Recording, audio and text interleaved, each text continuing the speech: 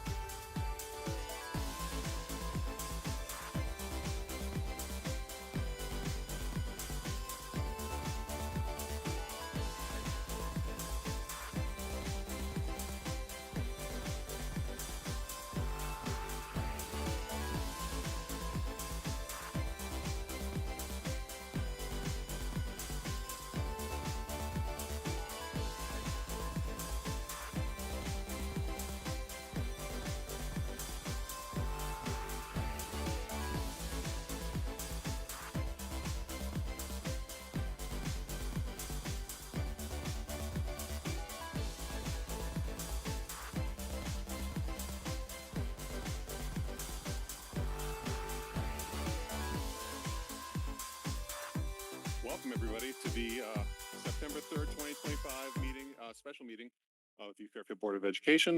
With us we have Mr. Krasnov, Mrs. Jacobson, Mrs. Flynn, myself, Mr. Peterson, Superintendent Testani, Mrs. Maxon Kennelly, Ms. Guernsey, and as an ex officio, Ms. Christine Vitale. Online, we're being joined by board member Nick Asa, and we have representatives from Svigals and Partners, an FCA company. If everyone will join me for the Pledge of Allegiance. Pledge allegiance to the flag of the United States of America and to the republic for which it stands, one nation, under God, indivisible, with liberty and justice for all. Thank you. And for the sake of the public, we are here tonight for business item 3A, presentation of Fairfield Feasibility Studies final report from Svigals and Partners, an FCA company. As everyone here knows, and members of the public may be interested in, this was a process that was spearheaded by former First Selectman Bill Gerber. Wanted to get better numbers on the constellation of building projects that we, as a town and as a school district, were considering. Went through a rigorous process, a bid process and an interview process, and we selected Svigals, who's here to present with us tonight. And we've been meeting as a working group on a semi-regular basis for several months. We've finally gotten this report at the end of last week. I believe it was the 29th. It was finally released to us and added to the Board of Selectmen agenda for a brief interview introduction today. But we were hoping to have you and thank you very much for coming to answer what we anticipate will be more thorough questions. And you've already answered several of those, which will be posted on our website tomorrow, and I'm sure discussed in some detail tonight. But with that, I'm happy to either turn over to Mrs. Vitale if you had any other introductory comments, or toss to, yes. We can do that when the time comes. I'm sorry, there was a question about whether we would have public comment. There are not many members from the public tonight, but if some arrive, we can address that at the time. Mrs. Guernsey?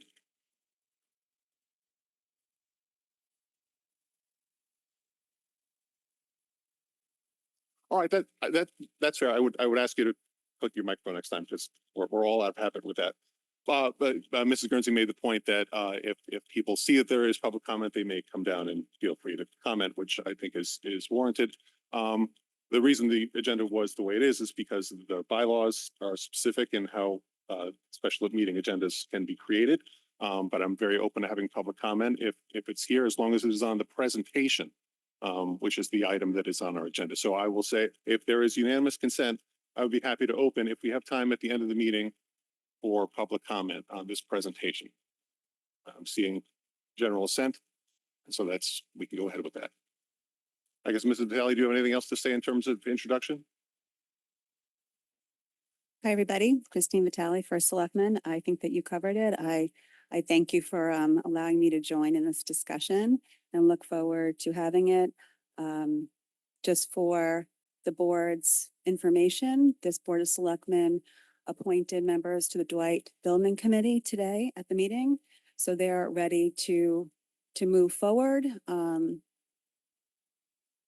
We're going to be sharing the final report and your feedback.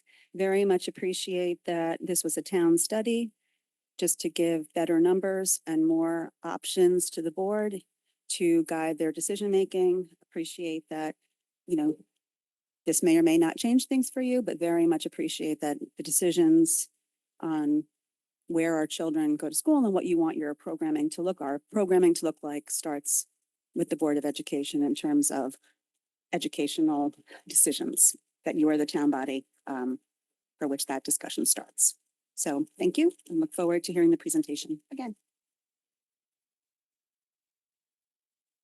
So, I guess with Marissa Mead, who was going to give us a quick run through of the presentation, and then we'll get into discussion. So, sure. How quick do you want it to be? Well, I think that it's a top level overview of the scenarios and the process behind, I think, would be very helpful. Okay. I'll try to keep the highlights. Yeah.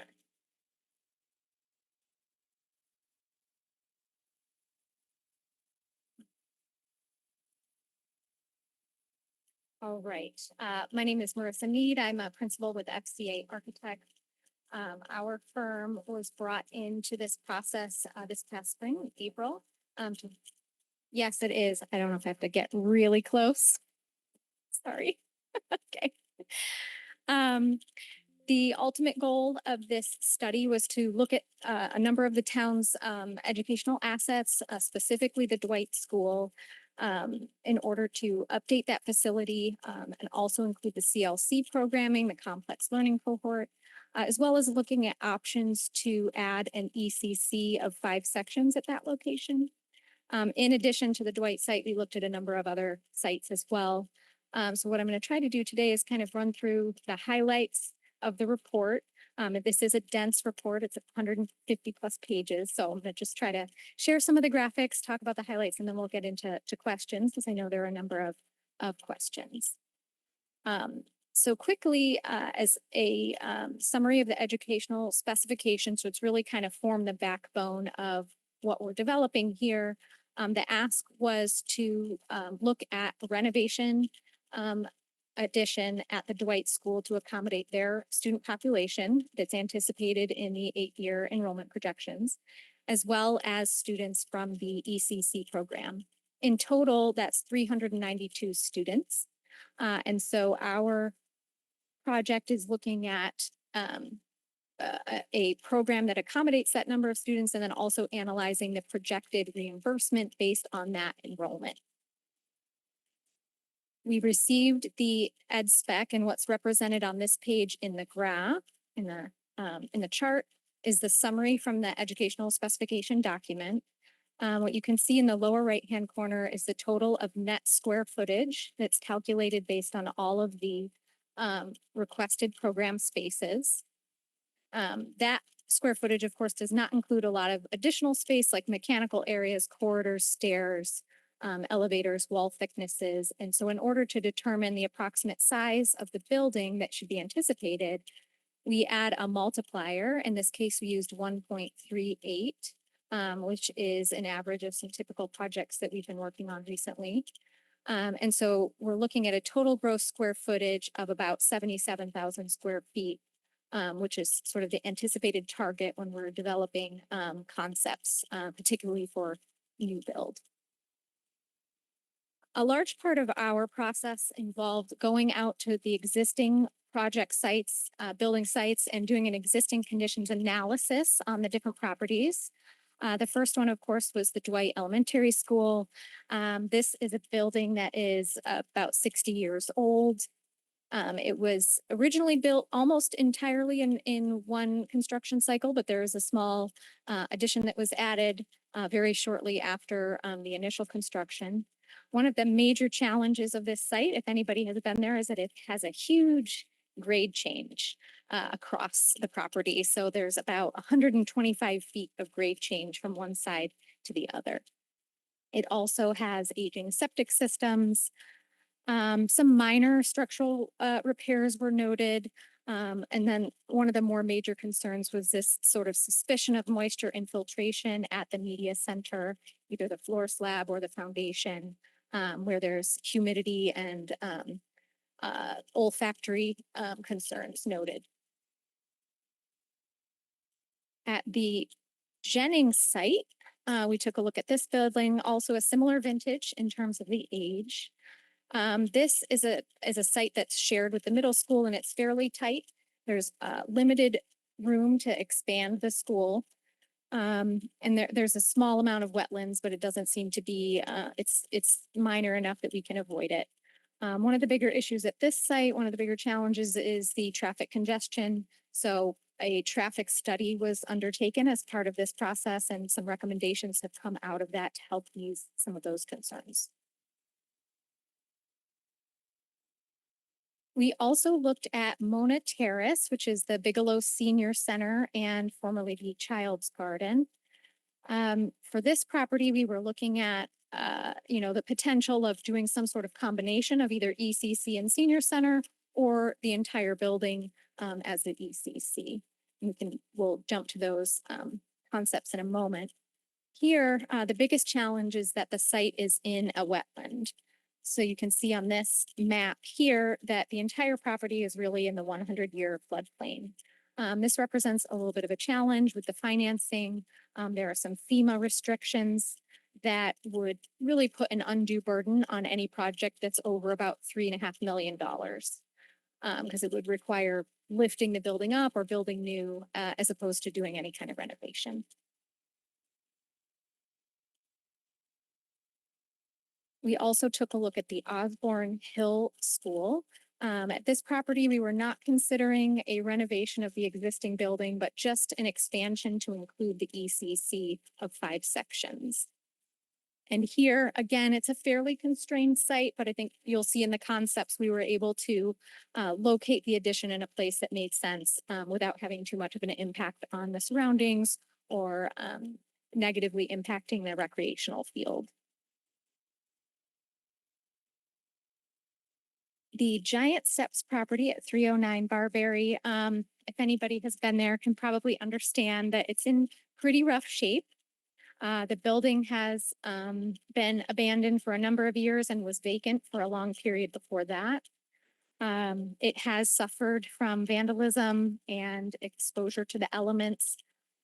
There's extensive mold in the building.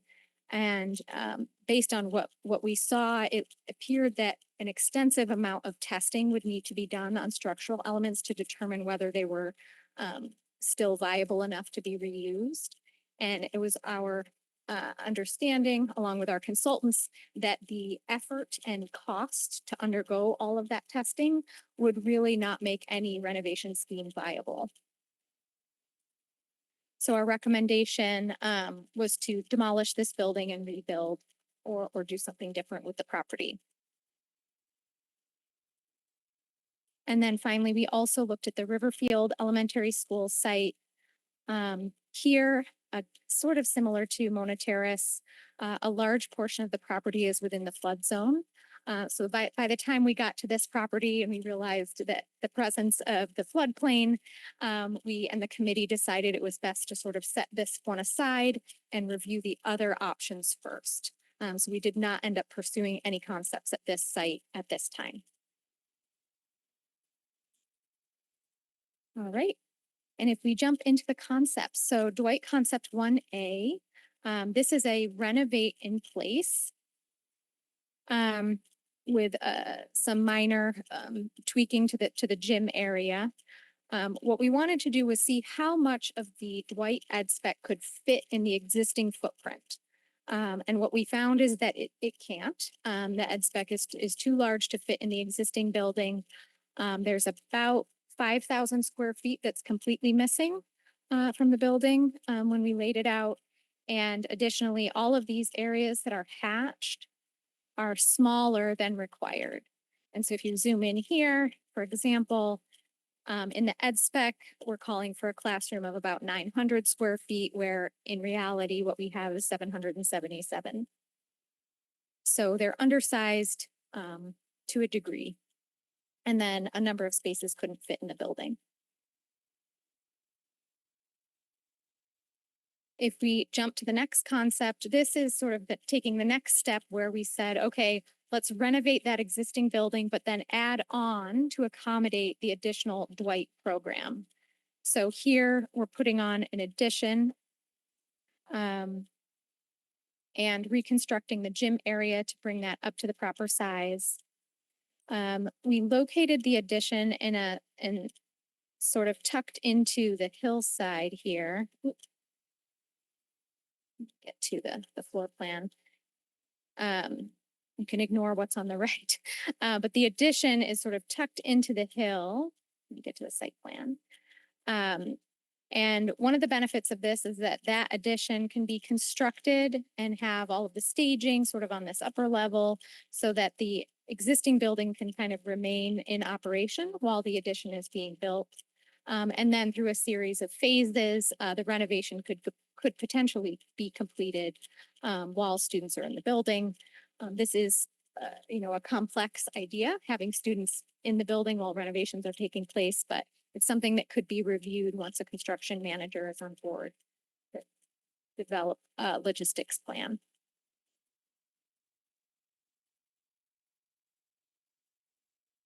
Oh, I'll just touch on concept 1C very quickly. Concept 1C was taking a look at doing a renovation of the existing footprint of Dwight and then adding an addition that only houses the ECC and does not accommodate the additional sort of overflow program from Dwight. When we reviewed this with the committee, it was decided that that wasn't really a viable scheme because the space needs for Dwight really are a priority. And so this was in effect sort of a non-starter. In concept 1D, we're looking at renovating the existing footprint and putting a 2-story addition so that we can accommodate both the ECC and the full program of Dwight. So we get very close to meeting the ed spec in this scenario, just not quite. Some of the spaces are still a little bit undersized. And that's just because they're existing spaces that are being reused. And so there are a number of spaces. The media center was the most egregious, where it's about half the size of what was requested in the ed spec.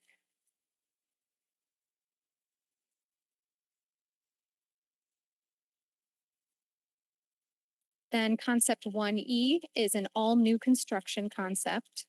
This is looking at putting just what's needed for the Dwight School and not for the ECC.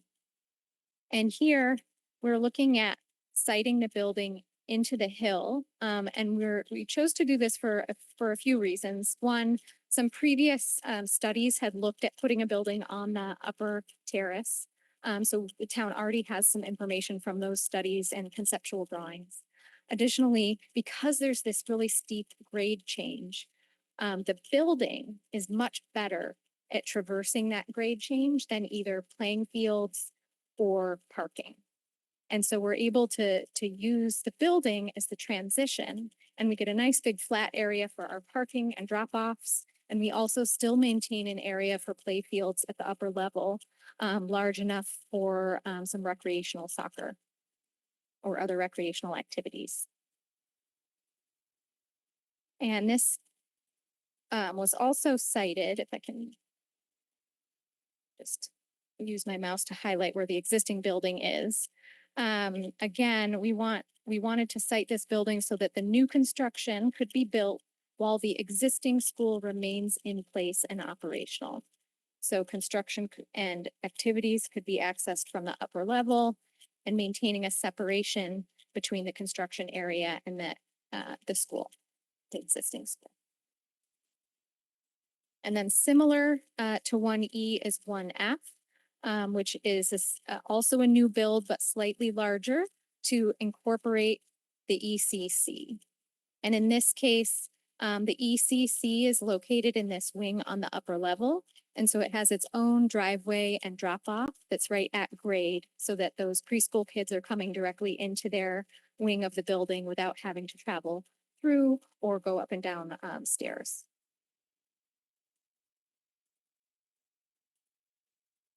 And then we will jump to Jennings. So in this site, we looked at two potential schemes. Again, because it's a tight site, we wanted to show a little bit of flexibility in where that addition could go. So in one concept, we looked at the addition on what we're calling sort of the north side. And then in the second option, fast forward to it, it's off to the east here. When we locate the addition to the east, we're obviously sort of on top of what is currently a recreational field. So the compromise in this scheme is that we're losing the field, but the addition is close to the front of the school for ease of drop off and pickup, and visibility of the preschool area. And if we go back to the previous, where the addition is at the rear, we would maintain some of our recreational fields that are currently out in this direction, but that preschool area has less visibility for visitors, and it would require a new sort of access through an existing parking area. If we jump to Mona Terrace, here we looked at two different options, one with the 5-section ECC, where we're taking over just the child's garden area. And you can see here, again, using similar graphics, there was some program areas that could not be accommodated in the footprint, and then a number of areas that were undersized. And in this case, they were undersized by quite a bit, about half of what was requested.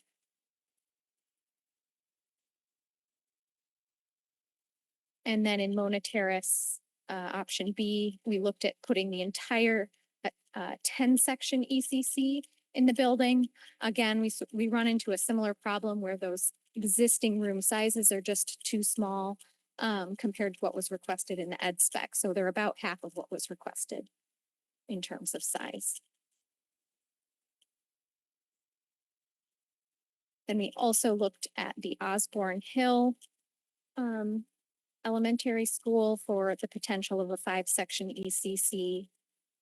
Here we located it to the southwest of the existing building. There is an existing play area here that would be displaced and potentially relocated within the site. But we're able to maintain the existing recreational field and all of the existing parking areas for the school.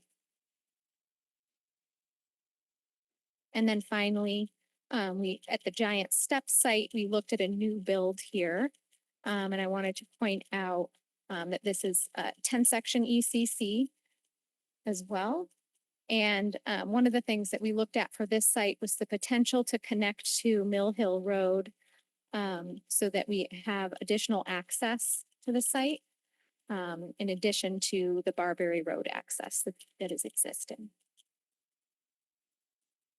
So once all of these concepts were developed, we go through a cost estimating process. We got initial cost estimates, which are represented here. We've gone through and added some additional relocation costs that include some transportation costs that were provided by the school district. We do anticipate that there would be additional costs associated with a renovation and relocation concept, but it's a little hard to quantify those at this time without knowing the exact location and site for the students to be relocated. We have here a matrix on the right-hand side that introduces columns for the estimated state reimbursement. So we have estimated reimbursement percentages represented here.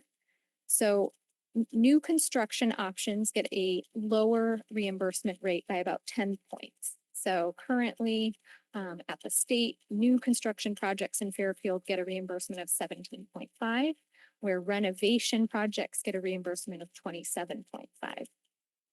We also can capitalize on an additional 15% reimbursement for projects that include an early childhood learning center. So we've added that into the concepts that include the ECC. We can also get a small bump for including the complex learning cohort at Dwight. That represents an additional 15%, but only on the square footage that's devoted to that function. So it's a smaller return. So the column on the right-hand side is the minimum estimated municipal cost. And we call it minimum because we know as we go through these processes, that number tends to tick down a little bit as ineligible items come up through the process. And that's the last page. Hopefully that wasn't too long.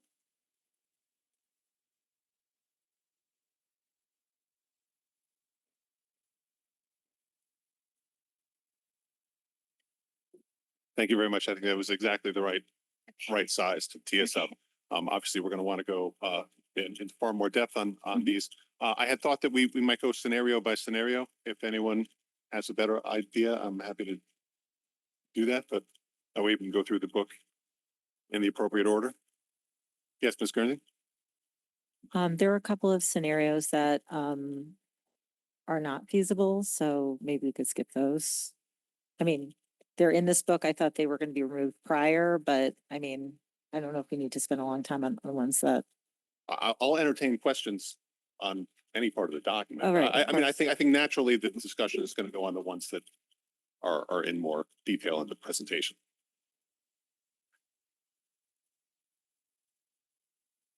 So would anyone like to begin?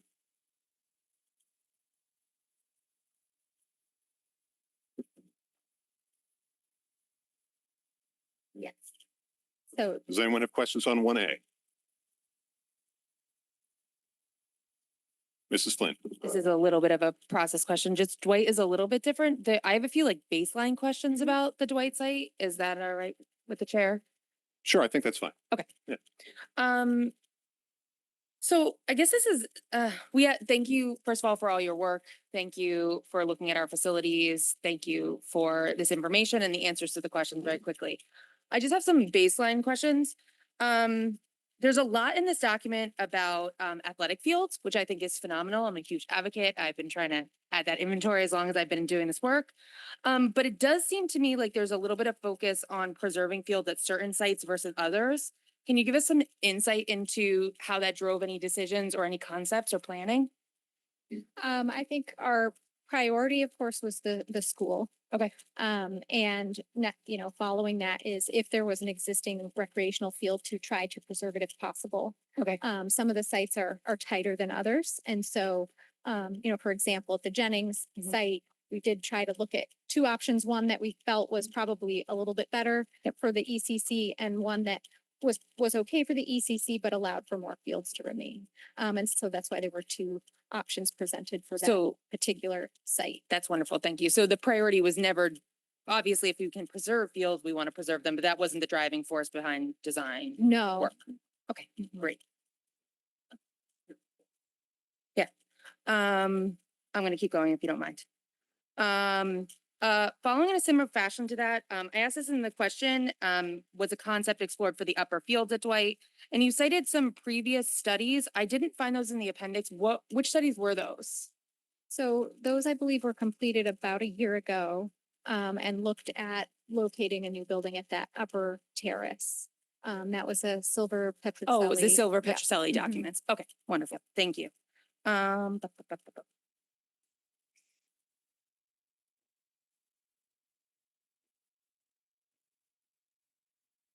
David, if you want to hop to a follow-up, sorry, I'm trying to track this on Dwight. Yeah, I just want to follow up quick about the fields. In your opinion, because there was a plan to redo fields over there anyway. If we were to tell you new fields were getting put on Dwight, does it make sense to then look at using the upper field, or you still think building into the side of the hill makes more sense? So sorry, are you meaning if plans to relocate the fields at Dwight? I'm saying if Yeah. all things equal, Mhm. we're doing a new build on that site, the fields can be relocated, or we're gonna actually build new fields somewhere on I this see. site I see. and spend for new turf fields, whatever fields they are. And we said, don't worry about the fields. In your professional opinion, are we better off building into a side of a hill or building somewhere where we don't have to necessarily use the hill or Yeah. something else Yeah. like that? No, I think in this case, we felt like the hill was an advantage for the building. Because then you're getting at grade entrance from the parking areas on that large flat terrace where the existing school currently is. And so you're getting your parking and your drop off all happening at that level, and your main entrance happening at that level, and your gymnasium, which is going to have after school sort of events. And so it's all sort of accessible right there. And then when you split the building on two levels, you get a lot more square footage that has at-grade egress, which is really good when you have young children in the building, because in an emergency, they can go right out instead of having to go up or down staircase. So you couldn't fit the parking and the building on the top field that's flat? I don't believe so. I mean, we didn't spend a lot of time looking at that option. Again, because this is so steeply graded, we didn't necessarily want to send all the traffic up a very steep slope to get to that high terrace. Instead, they're kind of winding up to this lower area where the existing school is, and coming into the building there. But you have the UCC going up there. We do, which is a smaller amount of traffic, no school buses. Got it. Thank you. Ms. Flynn? Yes, and then this is kind of a bigger question. So for concepts 1A through 1D, as you cited, the district gave you numbers for $612,000 for each of those for relocations. Those were just inclusive of transportation. Was that for so 1 year or multiple years? 2 years. 2 years. Can you kind of just talk us through what the reasoning was for including relocation for those builds and what would trigger that need? So with a relocation, well, with a renovation, there are always additional costs. And when you're trying to maintain an existing building with students in it and building on the same site, there are a lot of complexities to that. And so we know that there might be a preference to bus the students elsewhere during construction. And so with the committee, we decided it would be useful to include that number, but we have provided it in a separate column so that, if we decide to change that or revise it, it can be reflected easily in the. I guess my bigger overarching question is, with your expertise and the lifetime of these buildings and these 4 plans, what is the likelihood that you think that those are going to need to be used? Because for us, they're very Transportation. relocation period. Yeah, so it's, without having a construction manager on board to sort of do a logistics plan, Mhm. it's hard to know exactly how they would phase the project and whether it's feasible to maintain students on site or Okay. not. Right, yeah, that's true, yeah. So we anticipate that, in a phased approach, there would probably be even more costs, which is why we had that little sub-note there for that. So it's really just transportation. None but of there these would really potentially include a kind of payments or a cost structure when it's phased. This is just if it's done in one fell swoop. Yeah. Correct? Correct. So for 1A through 1D, those aren't They built for could- any phasing, but we did build in some contingency for relocation. Correct. Yes. I'm just trying to align those two things in my head a little bit. I'll give the floor to 'Cause somebody else. They're separate. So if the kids are being relocated, you don't need the phasing. If you do the phasing, then you would, yeah. Okay. I'll give the floor to someone else. Thank you guys very much. Mr. Kresge. Thank you for all this work. Sorry if I'm gonna go into a lot of technical questions. In terms of the hazmat, thank you for the answer about the tiles and whatnot. What happens if you get in there and you start removing windows that have PCBs and other things that have PCBs? And I know how expensive PCBs can be to dispose of. One, do you see that becoming an issue if the kids were trying to stay in a phased approach? Because now you're kicking up all this hazardous material. And two, could the cost explode on the renovation more than we were anticipating by, millions of dollars here? The cost could go up, depending on what the test results are. For our renovation plans, and I can pull up, let me just find. Here, our approach with that building envelope, so the walls is in the existing walls to remain, and that's the wall section here on the left. What you're seeing on the right that's sort of grayed out, this is the existing construction.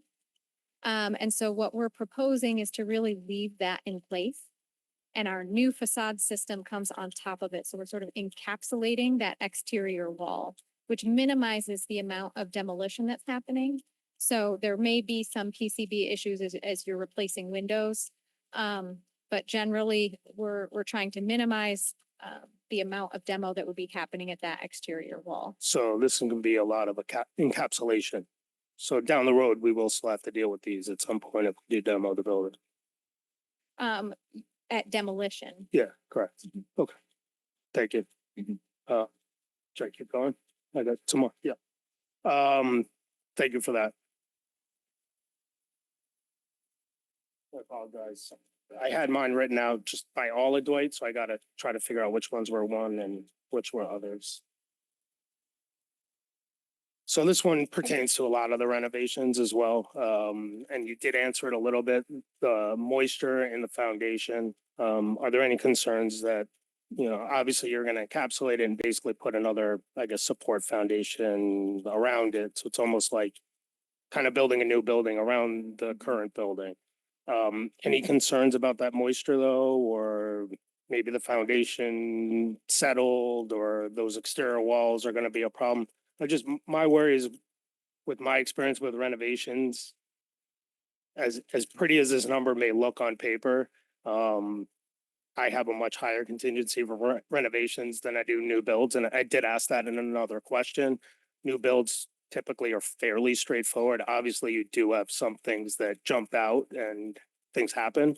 But renovations have quite a few things that jump out and happen. And my biggest fear, and has always been my biggest fear with this project, is I don't want to look at the number that looks pretty, that might save $10 million, but at the end of the day, that $10 million ends up being the same $10 million that we could have did if we just, built the new school. Right. And now we have a new school that we have nothing to worry about, nothing encapsulated, no down the road demolition we have to do.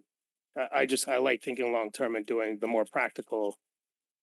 In your opinion, do you see some of those concerns, or in this particular building, you feel pretty comfortable renovation isn't gonna have that many concerns? Well, I think one concern I would have is that this building's already 60 years old. Typically when we're building a school, we're anticipating a lifespan of about 50 years, right? So we're already beyond that with the foundations and the floor slab. And what we want to plan for is long-term. We want to plan for another 50 or probably 60 years.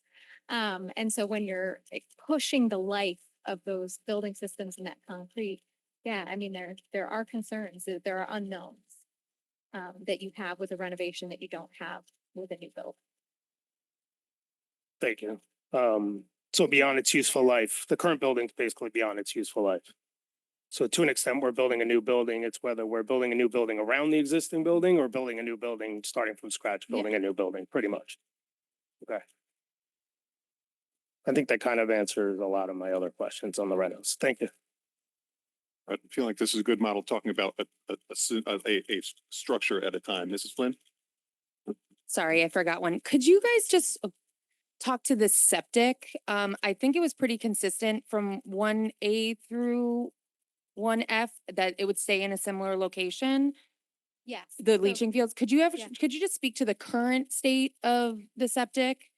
What you guys looked at and then what you see moving forward, maybe just for us and for the public. It's been a cause of concern quite often for that community. Sure. So the information that our engineers relayed is that the system is aging. There are components to it that definitely need replacement. The existing location is good. There's a tank and a leaching field. So it's our intent with any renovation or new project in Dwight to put a new septic tank and leaching field adjacent to the existing, so in the same general area, there's enough room there. And if needed, they can run simultaneously during construction. And then following construction of the new build, the old system would be decommissioned and removed. Thank you. Ms. Maxine? Yeah, just one quick follow-up. I appreciate what Mr. Krasnov was saying regarding, because that is definitely one of our central concerns, the renovate versus new. But, and I'm not asking obviously your opinion on previous building projects we've had in town, but as someone who does this work, every other building, school building we've renovated in town has dealt with the existing walls. And so this is a new argument, and I'm just curious if you could explain it more, because I do think it's an important point that we need to get to the bottom of, but in at least all of last ones, the last brand new school we had was in 2004, which is both Burr, McKinley in that ballpark, but the majority of our elementary schools have been renovated since then. All of them were quite old. None of them got new buildings. And so I'm unclear if you could, again, this is not my area of expertise. How do you explain how you were able to go with so many projects where we use the existing walls and how this one is different? If you understand my question? Yeah. I don't know that this one is necessarily different, right? But we just thinking long-term, if we want this to last another 60 years and thinking about your, as a municipality, what your evolving energy goals are in terms of your school buildings and any municipal building. A new build is obviously going to have a much more efficient building envelope than a renovated building. Sure. So there's the energy side of it. But again, it's, you're pushing the life to, double maybe what you would initially anticipate the slabs and the foundations to be. And so there are unknowns associated with it, the question was, what's my opinion? And as a No, design professional, absolutely. there's far less concern and risk with a new build than saying, well, let's try. Right, but you're Yeah. saying in terms of thinking long-term, like the next 50 or 60 years, are you saying we were short-sighted in all of our past building projects? No, not necessarily, and again, it depends on what issues you're having. I mean, there are at Dwight some existing concerns with moisture coming through the floor slab, coming through the foundation, and to leave those envelope systems in place presents some level of risk because we don't know exactly what will happen. Okay, thank you. Ms. Jacobson? Goodness, we don't have to hold this button. Yeah. On the renos, I'm just gonna ask some basic questions for all four of them. In the like new renovations, all systems are 20-year useful life. Yes. Yes, thank you. And all life and safety codes are done. Correct. Okay. In your report, and don't ask me what page it was on, that your environmental screening for each of these scenarios, did you actually do any testing? Soil testing? No, hazmat. No, that was not part of this. because we were told that that would happen. All right. Any chance you reviewed any of our old environmental reports that are on the website? Yes, we were provided the previous report. Okay, so the Woodward and Coran, back in the day, we had a big problem at Osborne Hill with PCBs. Mm. So they assessed all of our buildings at that time. And Dwight was the only school that had the same spray foam in it, in that gym area. And then in your report, you said that you were not able to inspect the gym roof membranes for some reason. So I'm gonna piggyback on Mr. Krasnoff's question with, under the scenarios where you're taking down that gym and doing the windows and all the caulking. I mean, you only have $294,000 in here for hazmat, and I'm just gonna flag that as a huge, huge, Yeah. you know, multi-million dollar, probably, underestimate there. Just given our experience and what we dealt with. And by all means, it was reported, it was safe, it wasn't like meaning, you know, all of Mhm. that. So not meaning to alarm anyone, but it's been in there and it was very clearly stated that when renovation were to occur at this building, and remember, this is 12 years ago, that steps would need to be taken to isolate it and to protect the workers and all of that. So, Yeah. I know that you don't have this answer now, but I think that we absolutely need a much better hazmat number on the renos. So I don't know how we get that. But this clearly doesn't include any of that, right? Because you said it was only for the asbestos board. Yes, So, that's correct. So, maybe know you that have we other have schools that. that you've taken down a gym and done windows and door Yeah. you know, all the door jams and stuff, but you can give us a rough idea based on the square footage, what it would be. Yeah, and I'm not, you said that was from 12 years ago, that report? Yeah. Okay, maybe we can locate that. 'cause I'm not September sure if we 18th, have that one. 2013 is the date on the report. Just, so that's one of the risks, I think, in the renovations as well, is that I'm not sure that these numbers, and I get it, these are preliminary estimates, you know, you did the best that you could. So I think that's why some of my questions were really around, like, what is this number based on? Mhm. For the renos, for the Dwight, the K5 building, not the ECC portion of those. How much square footage are you adding for HVAC in there? Because some of Dwight already has HVAC. So I assume you're not HVACing the whole building. It's just the spaces that don't currently have mechanical means of fresh air and HVAC. So we, yeah, no, they're all new systems. So it's a general factor that's applied to the overall square footage. We didn't place mechanical rooms in the design concepts. This I'm time. sorry, I don't know what that means. I'm just looking for how much square footage in the renovations is getting HVAC minus the areas that already have it Oh, or, they're all new. oh, so they're all all new, new. So you're correct. ripping out the HVAC that already, Yes, or, no, you know, in yeah. this, in some of this, Yeah, like the no, admin It's space. all what- new systems. Okay, so the whole, Yes, so correct. just take the square footage of the building and that entire space is getting HVAC. Just because we've done a ton of HVAC recently and these numbers are not aligning with what that would cost either. We, Way more. you're getting way more. Oh, that's interesting. So, I mean, and I'm Oh, not our saying, costs are way more? no. So like, for example, we just approved 16,600 square feet at Tomlinson at 5.7 million. This building at minimum is 41,000 and that in here.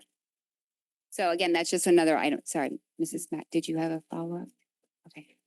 Sorry. Just to follow up to that, because the air conditioning projects in existing buildings are in existing buildings. Is there any price differential being that you're going to be taking this for renovate like new for HVAC? It's not like you're working in within existing ductwork. No, new. So does that change the costing? Is it more expensive to try to have to retrofit an HVAC system in an existing building as opposed to just going to the studs and then? Right. So, usually the constraint is the space.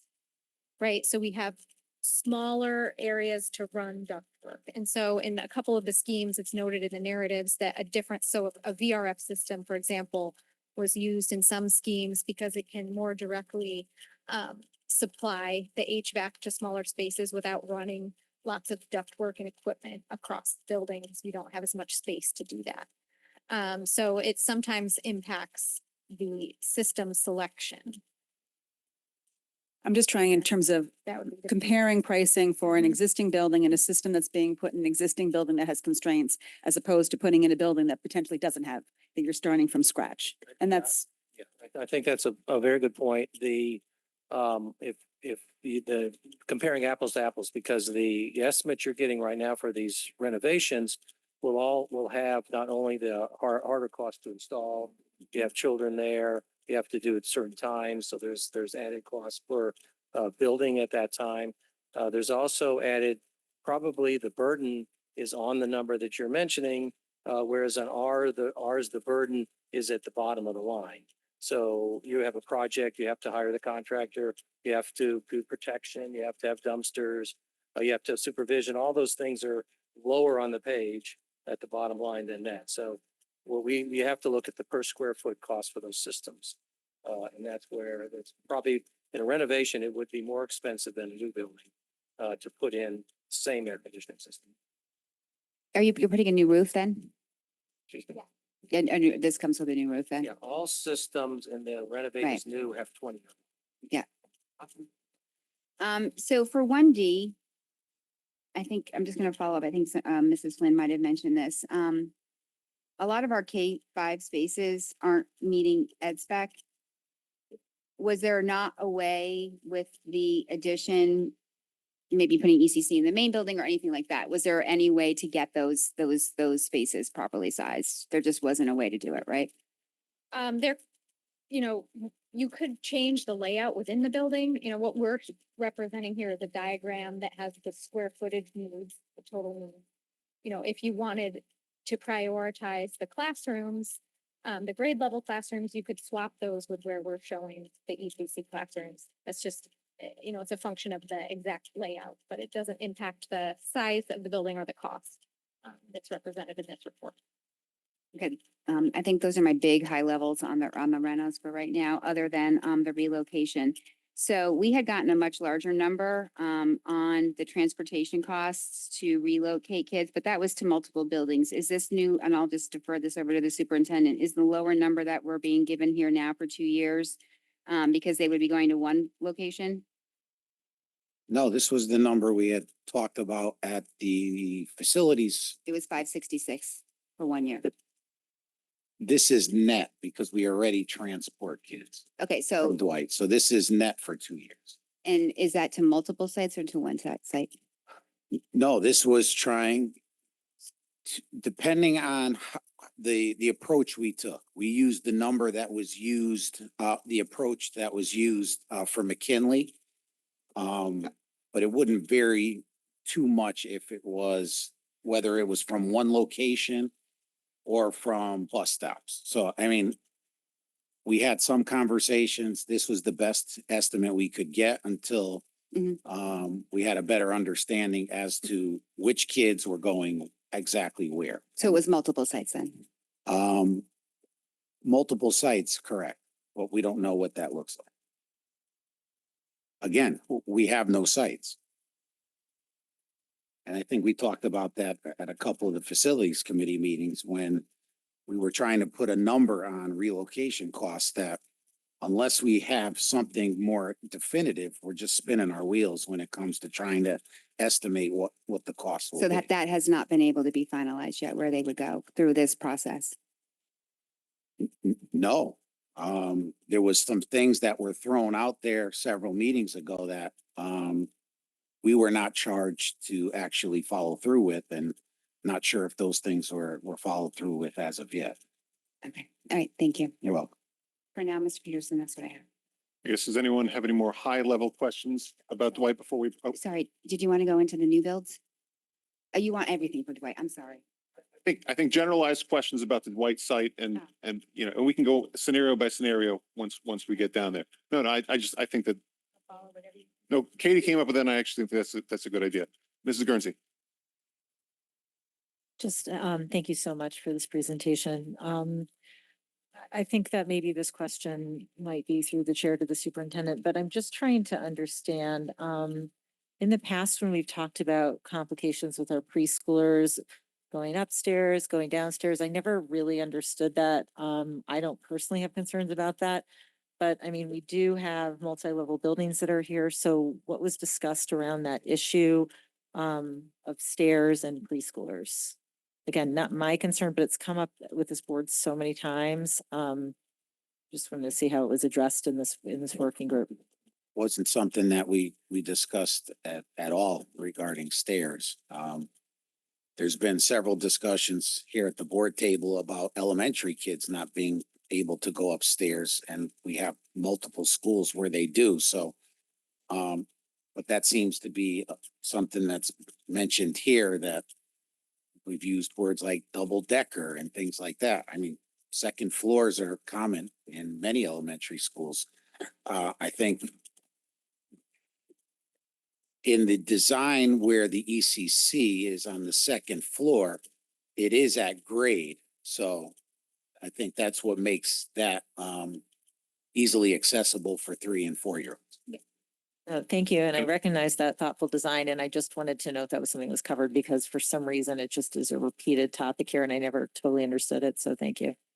If I could add just quickly, the concept for the 10 classroom ECC at the Giant Step site, we were talking about specifically this one level for that whole building. So it came up in that context too, but not as a focus. Mrs. Jacobs. So I'm just gonna go to our last page, that 151, the estimates page. I just, is sorry, I'm not used to this thing yet, right? You're good. Okay. The last page. Thank you for adding the CLC. Can you tell me how, I'm trying to reverse engineer your math on the 2,200 square feet. So if we can just do one example, that would help me. It's 2,200 square feet times the cost per square foot. Yeah, so in perhaps what's confusing is that some of the renovation concepts, we don't quite have 2,200 square feet. It's less than that because of they're going into The existing CLCs. spaces that are smaller than that. So we do have the 2,200, and that's So the 2,200 square Um, feet only gets matched in 1E and 1F correct. for the CLC classrooms. Okay, thank you. That's helpful Mhm. because I was trying to figure out how you were Yeah. getting to those numbers. Yeah, Thank you. All right, no worries, man, no worries. So 1A, 1B, and 1D, not necessarily 1A, but 1B and 1D. I don't believe we're entertaining 1C, but I'll just throw it in there too in case anybody is. I think these costs per square foot are probably pretty low, considering I feel like there's going to be a lot more hazardous material cost here. But the 1D is a little glaring. You know, in every situation, it's going up and then all of a sudden there's like this big drop. So I'm just sharing my concerns on that number there. I'll share that for, I don't know, Mr. Peterson, the 81,791 square feet for 1F seems extraordinarily large to me. And I understand that you used our ed spec and you added the 40% for all of the circulation space, as we would call it. It's jumping out as quite large to me, especially since McKinley is our largest elementary at a 504 at 73,000 square feet. So that is the, can I just ask why the 1E and 1F all new? What was it primarily that you found made it change from 883 to the 911? Was it going into that that space, the hill space, so to I would speak? have to go back and look at the estimates. No, because they're both very similar in terms of the siting. They both go into the hill with the wings. So I'd have to go back and double check what was the differential there. It's just a significant difference. So I was just curious if there was anything in your Yeah. professional opinion that was driving Yeah. that variance to be higher. So So for 1D, that is a concept that has a 2-story addition. And so you're getting a little bit of efficiency of cost because you're reducing the amount of foundation work. You're getting more square footage without. so you're putting a double decker on the 65-year-old foundation. No, Oh, It's the addition is that's 2 for the stories. ECC addition. The EC, not the renovation of the building, right? Yeah, okay. yeah, it's a Got it. 2-story addition. Yeah. Yeah, for the ECC part. To accommodate all of the program for Dwight plus ECC. Yeah. Okay. I'm gonna leave it at, for now. Any more questions about broad Dwight topics? I'm looking online too, Mr. Asa and Mr. Lee. Please feel free to chime in. Otherwise, we can go into, oh, Mr. Kresno. I just have one more quick one and it's kind of all the projects. I see you did an escalation out to mid of 2028. Was that to show a baseline on all the projects, even though like Dwight may be done, let's say next year we bond? Correct. Can we yeah. back out that whole percentage if we were to bond next year? No, That date is to the midpoint of construction. Yeah, not So to start. Assuming, they all have the same construction. structure. okay, And so you go to the midpoint of construction, and that's where you evaluate, what you think escalation is, inflation affecting. The subcontractors, when they're giving you your bids at the beginning of the project, they're doing the same thing. They're not delivering their HVAC equipment.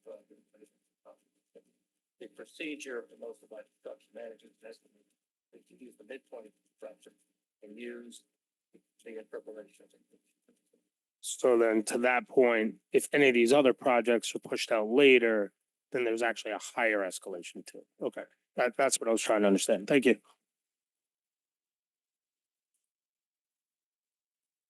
I see no more broad Dwight questions. Do we want to go on to scenario by scenario? Any questions on scenario 1A?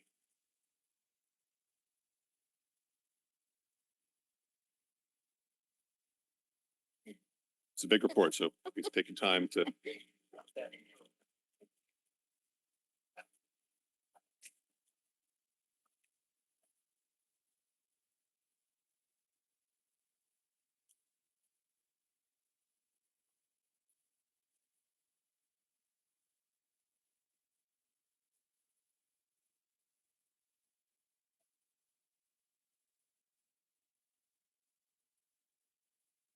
If that's a no, we can go on to 1B, but. And we can always come back. Are there any questions specific to Dwight concept 1B or 1C for that matter?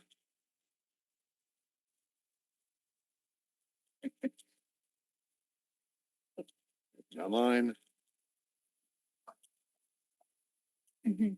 any specific Next concept, step. questions on Dwight concept 1D? Renovate as new plus expansion in ECC. 1D, D as in David.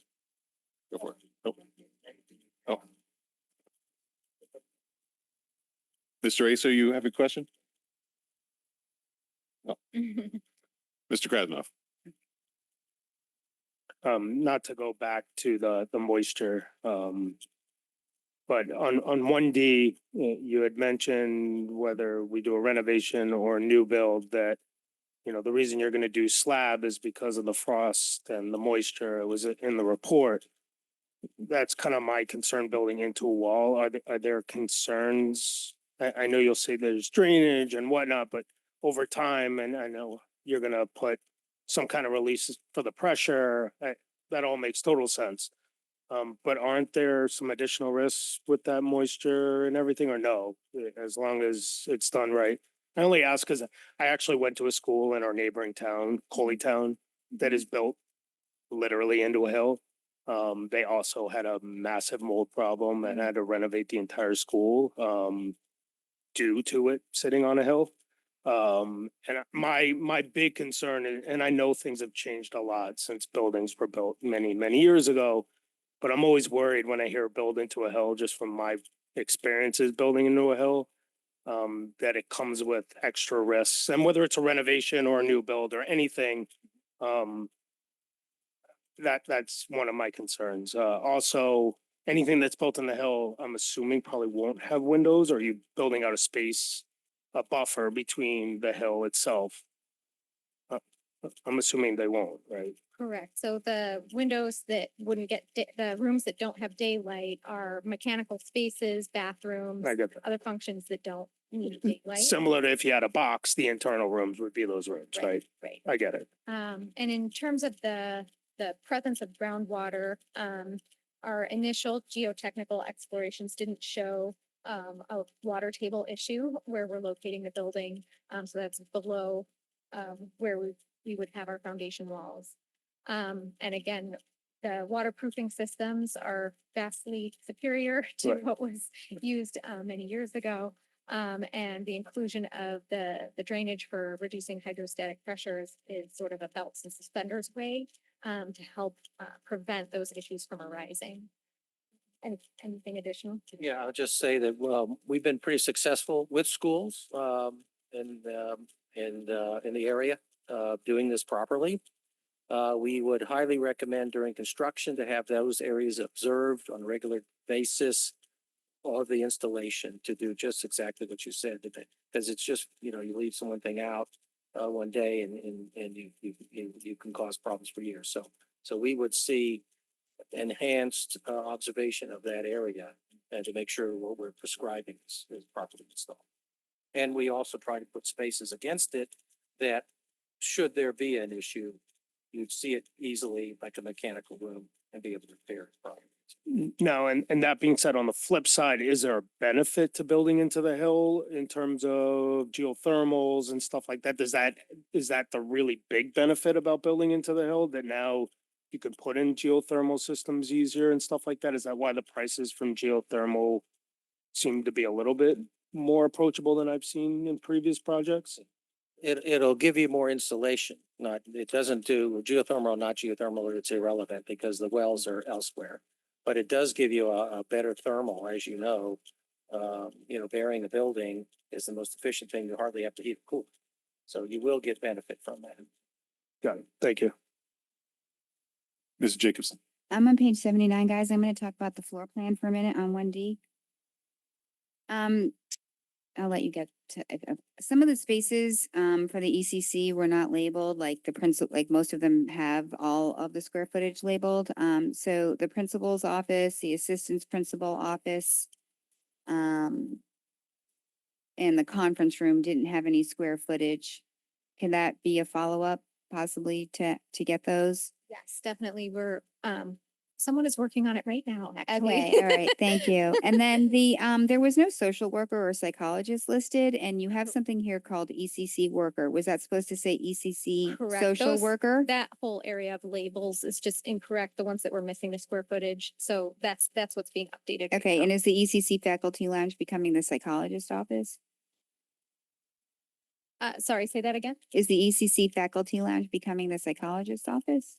I'm not sure. The labels are off, so Okay, it'll be all updated. right, that would be helpful because just in a lot of these, we did not ask for 2 faculty lounges, and this was a specific conversation that we had with the 2 administrators of ECC and an elementary school principal where it exists now.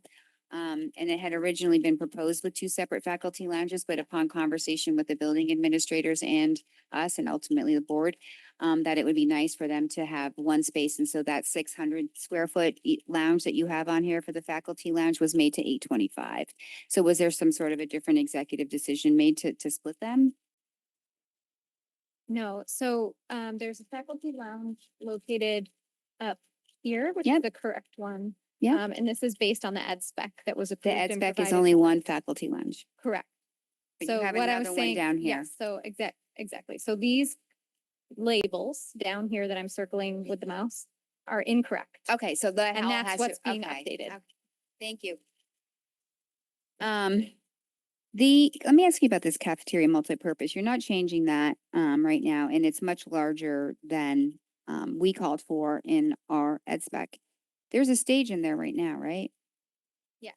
So do we need the platform and the stage? Since you're not changing that space? That platform is the stage. Oh, you just relabeled it. Okay, sorry. All right.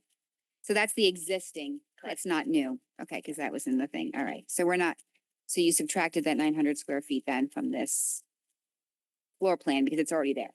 Yeah. Okay.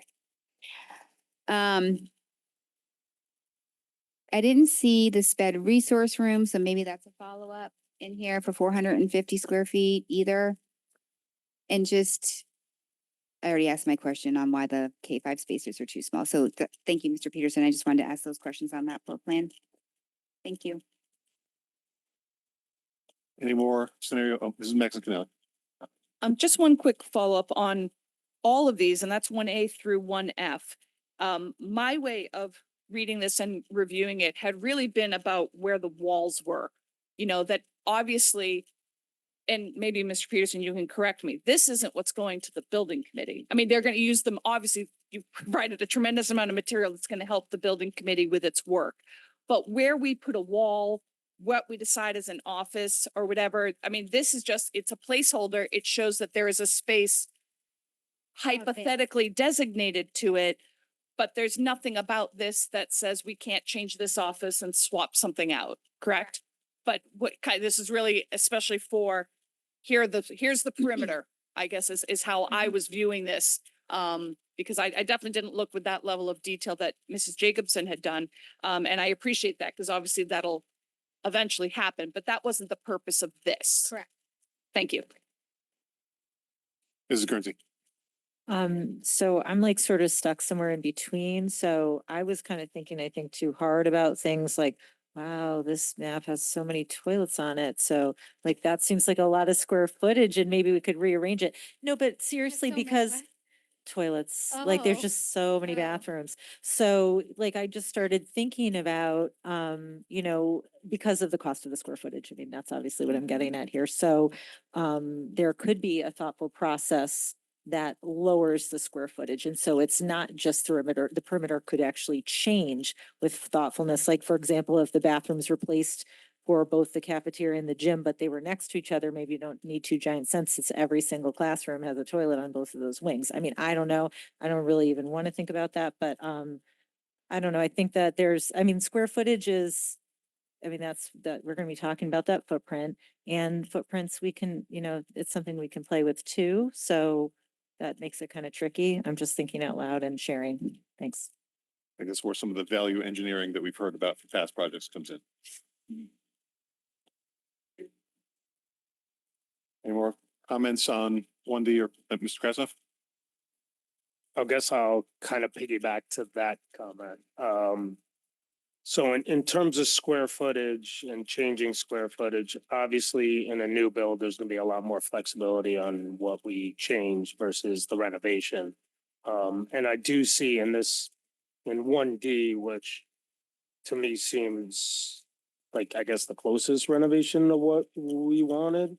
There are some classrooms that seem so undersized that they're not even really usable as classrooms anymore. So that becomes my biggest concern with this. It's almost like we can't use those as classrooms.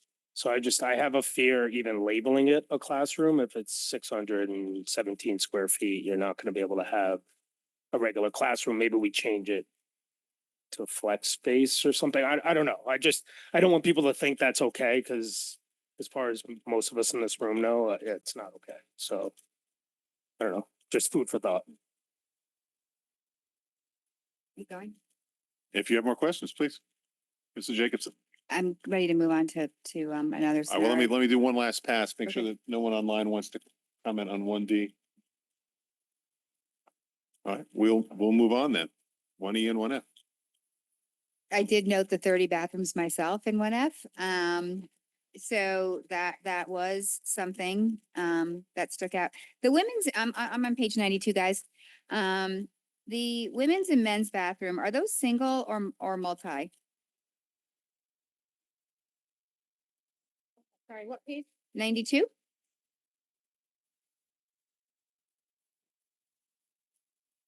Here, these would be, multi. They're multi stalls. Okay, thank you. I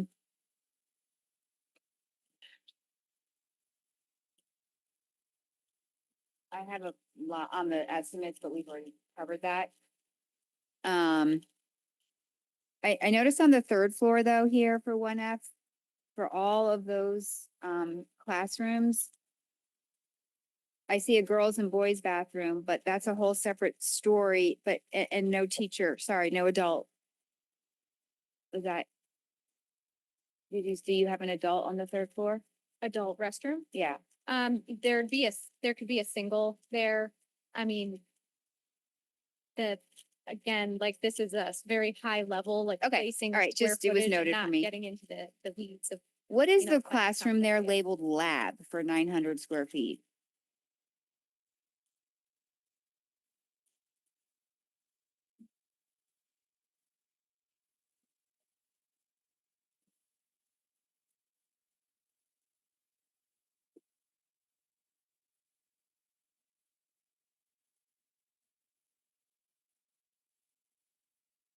Computer lab.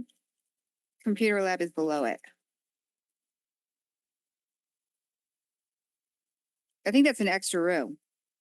Oh, it's the math lab. Oh, Yeah, it's with the math, older it's kids. the Yeah, that's- MST yeah, 'cause room? That gets co-located. with the Okay, older thank kids. you, Mhm. thank you. For that. And then there's just the same comment up there in that conference area with the, some of them weren't labeled and whatnot, like that one in the corner. So that was just one of my, I know I'm being picky. I just, when we're counting up space, I need to know how much the square footage is. Thank you, Mr. I asked the question, this is gonna be important, I think, for other town boards. This HVAC option, you have 3 different options. Thank you for the very technical. What's in the estimate is base, right? That's So- because I asked that question on the sheet and you said that the base is what's in the estimate. Yeah, but actually, those got swapped from what I thought they were. So the base is the gas-fired boiler, which in this is labeled HVAC option 2. So that's the base is always the So what's right, this non-geothermal document or my option. answer sheet? What's that? The base is the non-geothermal option, right? Because the geothermal was carried as an alternate.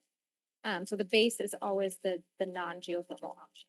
And the non-geothermal option base is what's in the HVAC estimate. Yeah. Okay.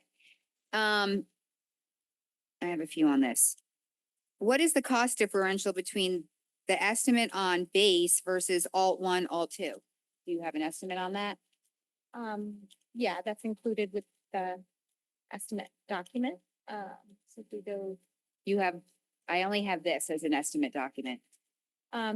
were the appendices shared? No, Okay. So I didn't get any appendices. Got it. Okay, so that's broken down in the appendices and those will be coming out. Do you have that on hand? I do. Do you want me to share? We that? did not get them. Do you have, can you easily pull that up or is that Yeah, I have hard? it here. Oh, sorry, what, Yeah, so just, here, so the one estimate on the base option for HVAC, what you have listed here is 885. for 1S. So what is the estimate for alt 1 and alt 2?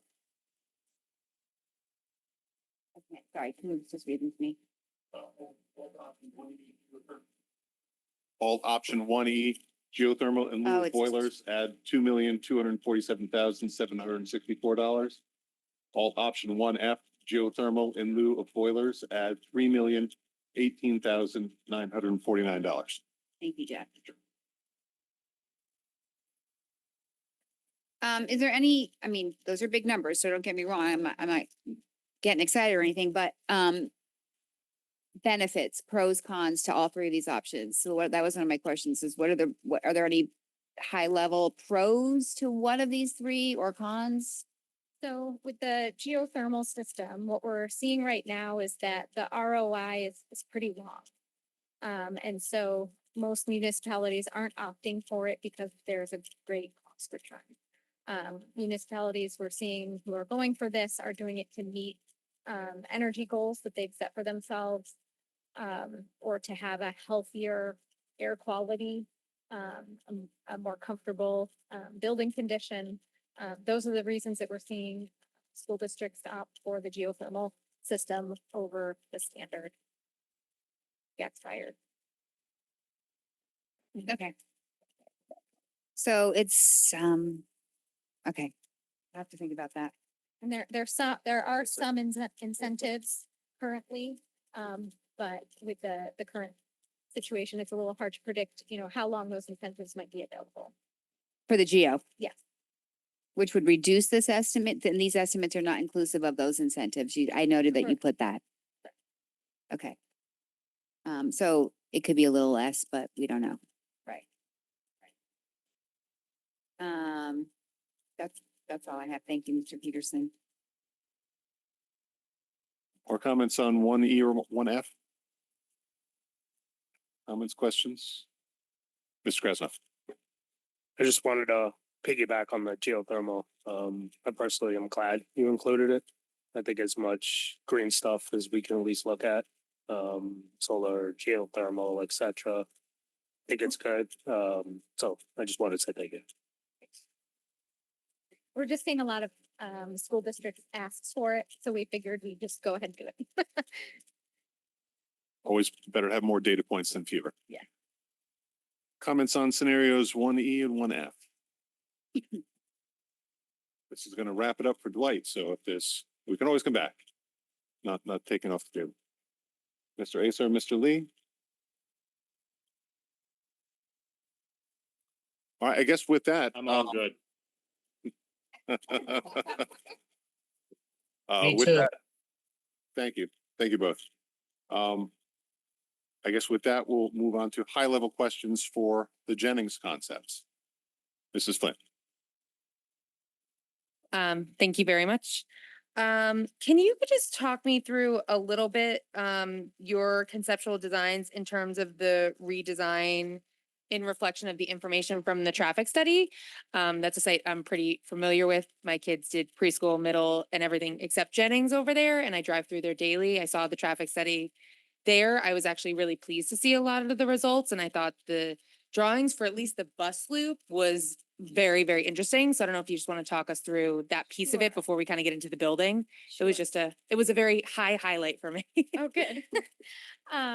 So, and just to let you know, this is one of the things that we are providing some updates on. So currently, the site civil engineer is working on a few clarifications in the traffic report.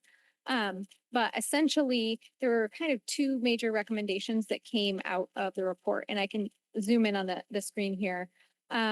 So right now, this Palm Drive is single direction going into the site. And this area here is single direction going out of the site, right? So folks who are coming from the south to the middle school come in here along Palm Drive and cut through, right?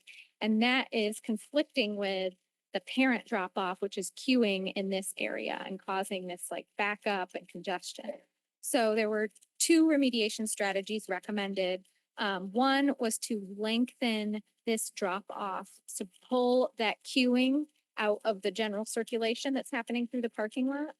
And so that's something that can be accommodated in the site, and especially with a renovation to incorporate that. So that might be the easier of the two strategies. The second was to look at making one of these drives two-way, one or both of them two-way. But that's a harder task, and as it's not on the property and it involves other conversations. Yeah, and it's pretty dense down there. And just one other note, and I don't know if this is for the administration or the study, but just something that I noticed on these plans. It's often cited this existing playground and parking that's adjacent to Fairfield Woods all the way to the left of the property. Mhm. I'm almost positive that that is now, is that a pre-K playground? I remember, I would just like to double check when that was put in. I don't know what students are currently using it because it's at Jennings.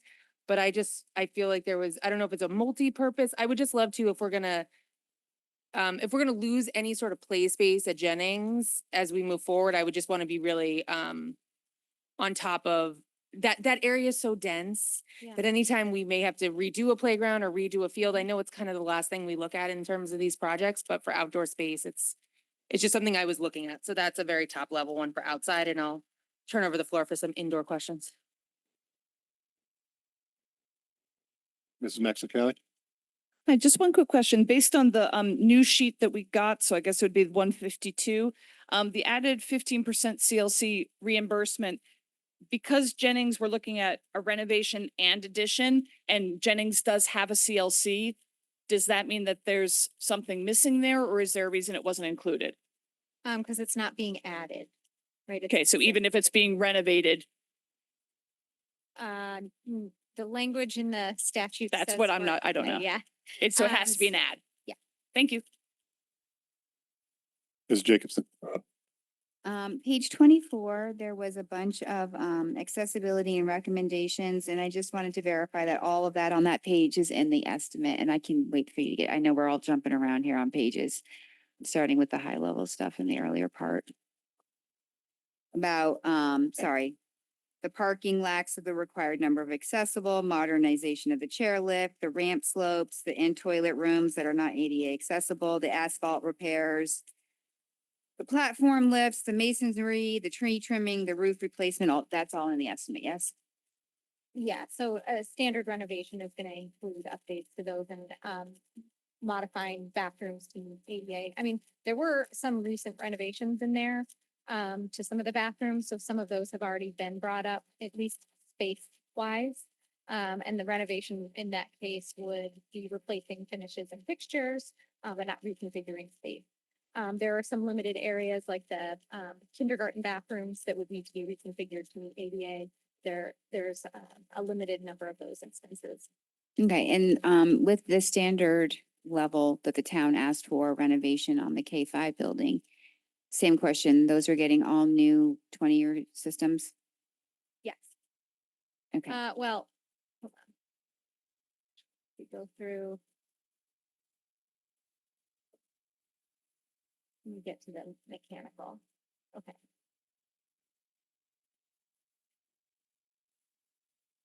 mechanical, electrical, plumbing, HVAC, all that.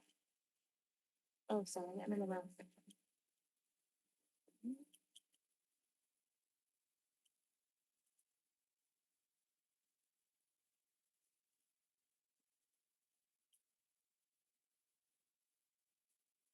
So on page 114, under the standard level renovations anticipated to retain as much existing infrastructure as possible. The existing hydronic heating distribution system would remain. Boilers are less than 10 years old. And so it depends when the renovation would occur, whether those would be considered for replacement. So it's a combination here and the, So not all would be 20, and then but we are putting in brand new for the whole entire building. The mechanical means of fresh air and air conditioning and all that in this renovation, right? in the, yes, the air conditioning is new rooftop units and DOAS units. So presumably, I don't know how the roof is, but presumably we would be doing a new roof as well then. Yes. Okay, So a new rooftop. you want me to keep going, Mr. Peterson? You got the floor. There was a lot of information on here about the electrical system. And that UI would need to confirm if it can handle all the load for like the new HVAC and all of that. Was that ever done or is that still a TBD? That would be done at the point when you're ready to move forward with that concept. Okay, so in the estimate, is there additional electrical put in here in order to accommodate all of the new HVAC? To an extent, yes, Okay, but it might be more then. it could be. It could be more. Okay. And all the life and safety codes, we already have that. All right, so I'm just trying to look for where there might be some, I mean, there's a bunch of things in here about the chimney and stuff, but I assume that's all being done.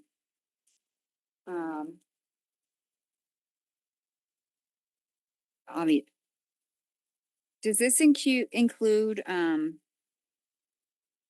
also the new, any new security in the standard renovation? I will have to double check with and look through what we had in the report for the renovation component. The new areas of the building would have new security systems. For the standard level. That's just a renovation. follow-up too, just for all of these scenarios. I'd be interested in knowing like what's getting what for security upgrades or not. Obviously a bunch of our schools are getting some new security right now, so just looking to see like, do these cover that as well? And it might be a follow-up. In Well, term, Yeah, so any renovated new or new scheme is gonna have a full. Of New course. security package. I'm So it's just the specifically asking for with the Jennings. Standard renovation, yeah. Okay, and that's because a full renovation wasn't looked at because the town's RFP just asked you to look for that as the standard one right now with the ECC, right? Correct. Okay.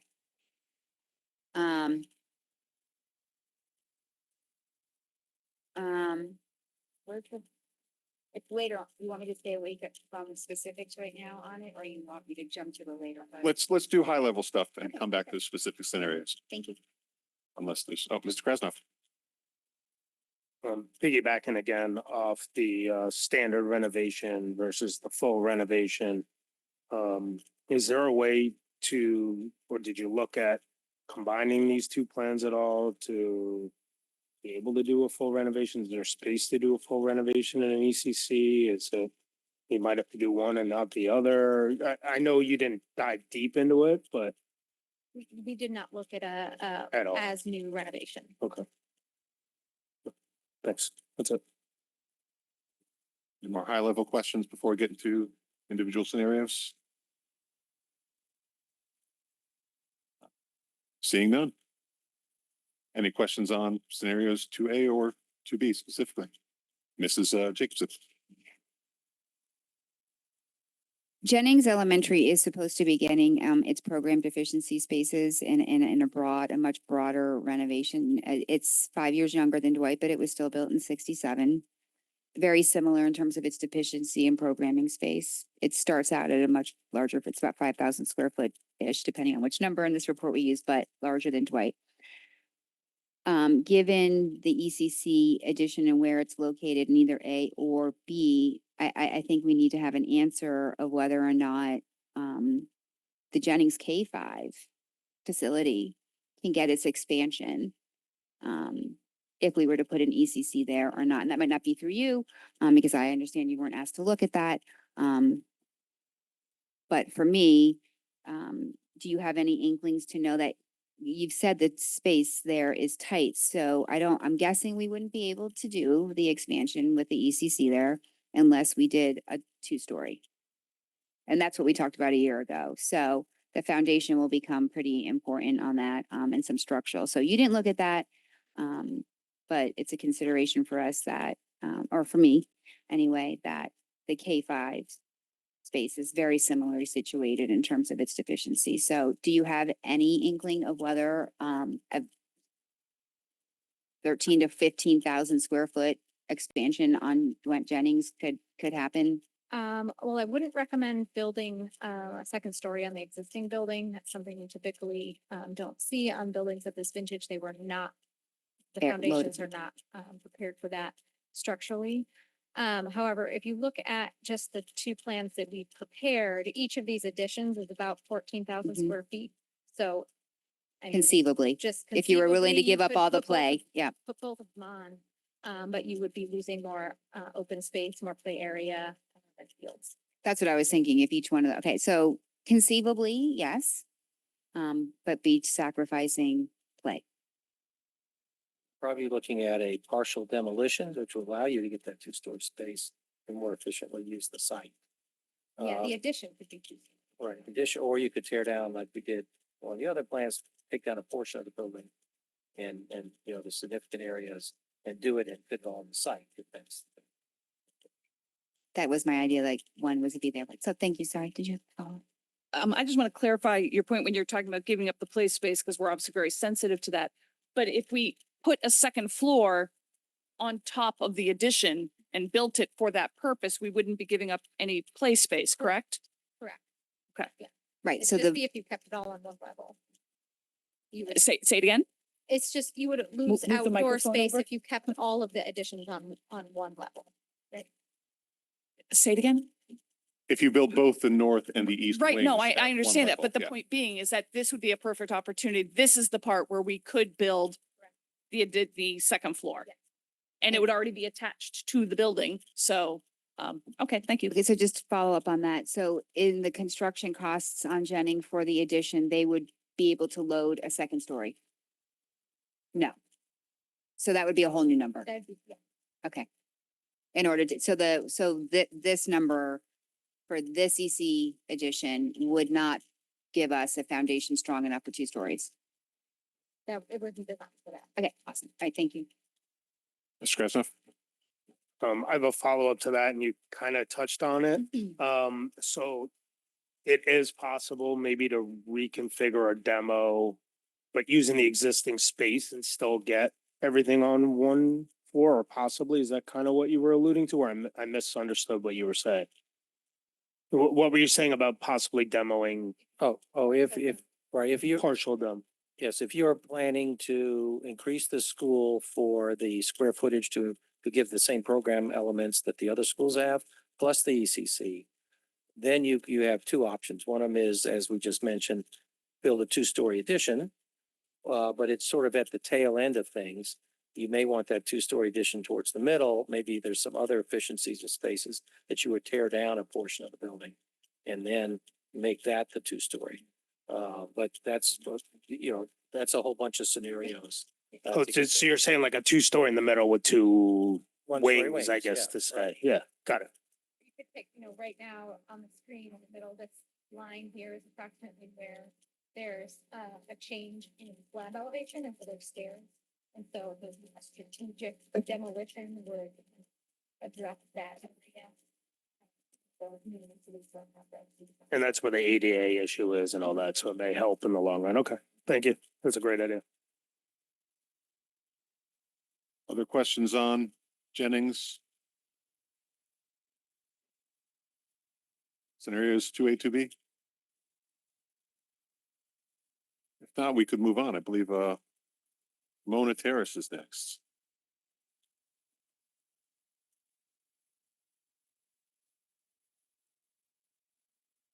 Two concepts here, the, 5 and the 10 section. Mr. Krasnow.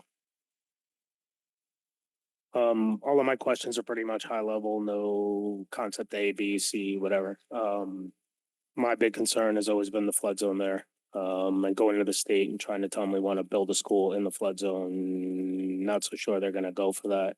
Are we spinning our wheels here? You need I think yeah, I mean, to me, it does seem like a little bit of a no-go, but, that doesn't mean there are no possibilities. For utilizing application for something. Oh, for sure. I'm just saying in terms of, like, I don't want us to go down. Yeah, based on the things that we Yeah. looked at, it doesn't seem that the financials. Because both are valued higher, than the cutoff. Than the 3.5. Cool. Thank you so much. Other high-level comments on Mona Terrace? Any comments on the specific scenarios, 3A or 3B? I don't want to rush through this. I want to make sure everyone can flip to where they need to be.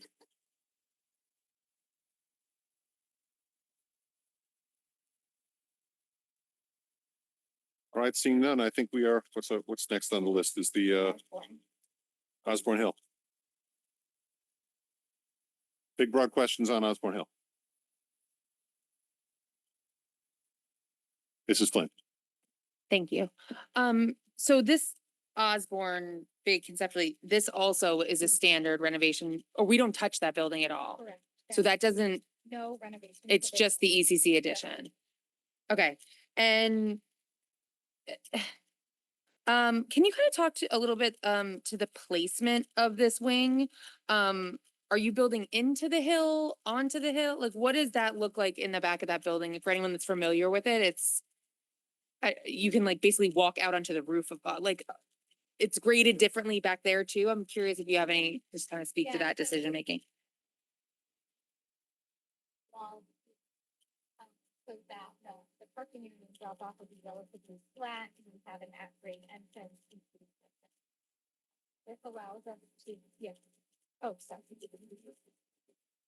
I'll repeat that. So in this concept, we're including a retaining wall to manage the grade that's there currently, because this is a slope. So that retaining wall allows us to introduce a relatively flat or sort of more gently sloping parking and drop-off area and an at-grade entrance into the ECC wing here. And then we're kind of keeping everything up on this hill edge so that it begins to slope back down again from this point. And just because I'm sure we'll get the question from other town bodies, would that structure be able to put a second floor onto it if needed to face the deficiencies for the current Osborne School as detailed in our waterfall? Way far out, but still. Yeah, so again, I think similar to the Jennings site, that addition could certainly Yep. be planned as a two-story addition. But then, Currently, yeah, the numbers in here don't reflect that though. currently what's in here is a one-story addition. Just for, it's good to clarify, you know, Mhm. once we get these kind of plans, there starts to be a lot of spaghetti at the wall, what Yeah. you can add to them. So I think it's better off to hear it right from you at the table that that's not possible. Thank you. Mrs. Guernsey. Thank you. I was just wondering, when you were looking at this or creating this concept, you weren't touching the original footprint, but this school has a sort of interesting space in the annex that floats right in the middle. Mhm. So what I wondered is if you were able to eliminate that, would that have Mm. changed? I mean, it's just so awkwardly Yeah. placed and it's so trailer-like. It like kind of pains me to see us working around Yeah. the space that it like probably should just go, in my opinion, even though the kids love it. Yeah, your Yeah, I thoughts? think that would be definitely something to look into at the next level of exploration for that site. Thank you. Mr. Krasnoff. Thank you for this concept. And my question was about the drainage. Your answer said you didn't seem to have drainage concerns there. There are more at Riverfield. But we've had drainage issues to Valley Oh, View in the existing before building. in the existing. Now, I think they've been mitigated from what I understand.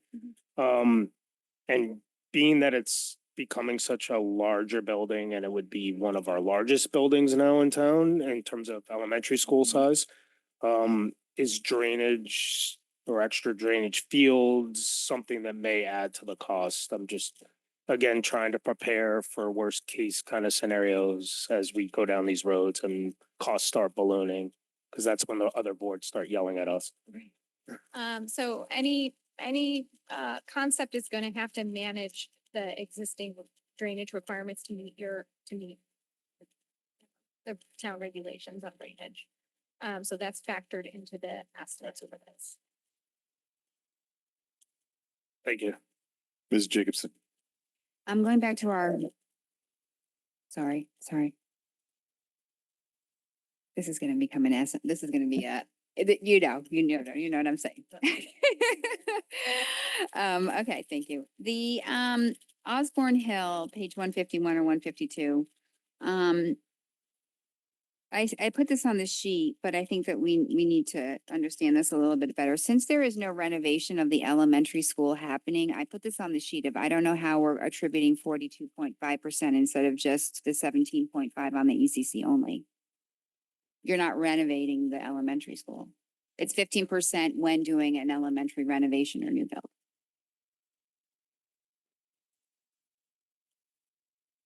Right, but so, I mean, we can go to the state to verify it, but it's my understanding, like, we're putting an addition on this school. So it's a standard construction, right? If you either have that's not the construction, what do they call it? General. A general construction or a new construction. Yep. project, right? So this is a general construction project Mhm. to a school building. And so it's Mm. it's expanding the school. And that expansion component is an ECC. So our interpretation is that you would get the general construction reimbursement as well as the ECC reimbursement. Yeah. Did we verify that? We have not, we can do that. Okay. And as a follow-up to that, can you also verify if this kind of falls into the standalone category? Because I know there's a different kind of restraint if you do, it's just an ECC. Even though it's attached, it kind of is a standalone project. So I don't want them to come back and say, you It's now not a fall into the standalone. 20-year. It's Okay, not- okay, They have shared spaces, shared mechanical systems. okay, thank you. Ms. Jacobson. You- I'm sorry. You still have the floor. No, sorry, go ahead. No. Any other Osborne Hill questions?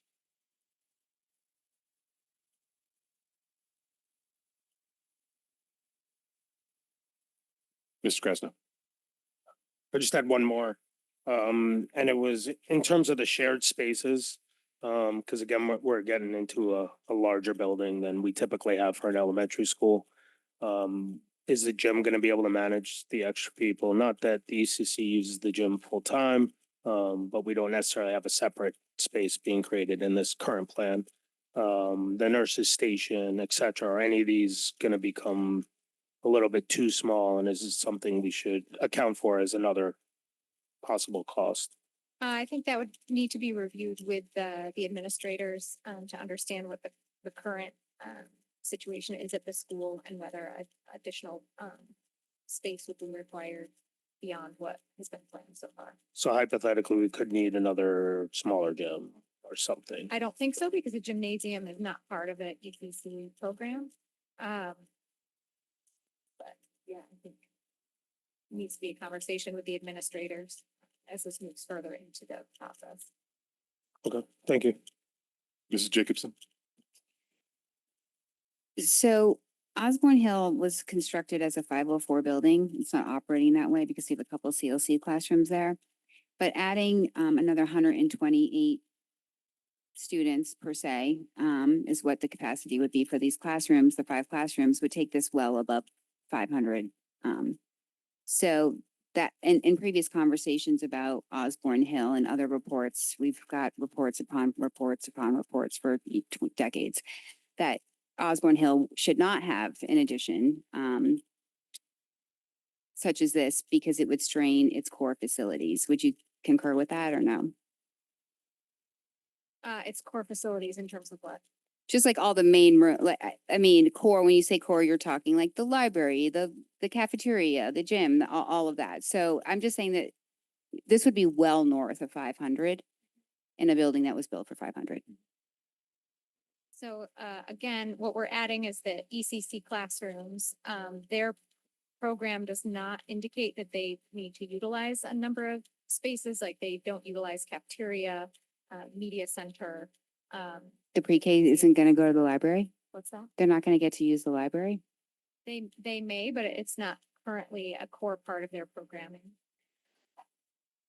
The follow-up to that is that in this report for Osborne Hill, you said that more information would be done because the parking was already like 90% utilized when you visited. So how would you expand the parking for this amount of additional space? So the additional parking is shown on the plan. So we're adding. But you had to parking note spaces that and something drop-off. else would need to still be done, like a follow-up study or something. That may have been in the initial analysis before we developed the scheme. So let me just pull up. So you're adding parking spaces. Yes, so we're adding here 30 parking spaces Okay. plus 5 closer to the Osborne Hill side. And a Okay. drop off, separated drop off. Okay, thank you. Mr. Krasnoff? To that point, was a traffic study done over there? It was not. Okay, so that's also a pretty busy road. Okay, thank you.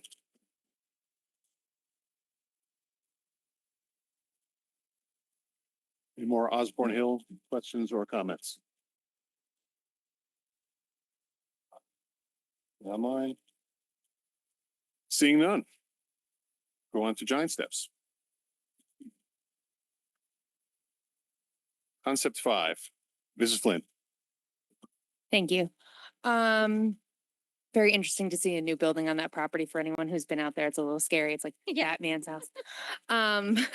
It's a beautiful design. I did, and I tried looking for it all day or most of the weekend and yesterday.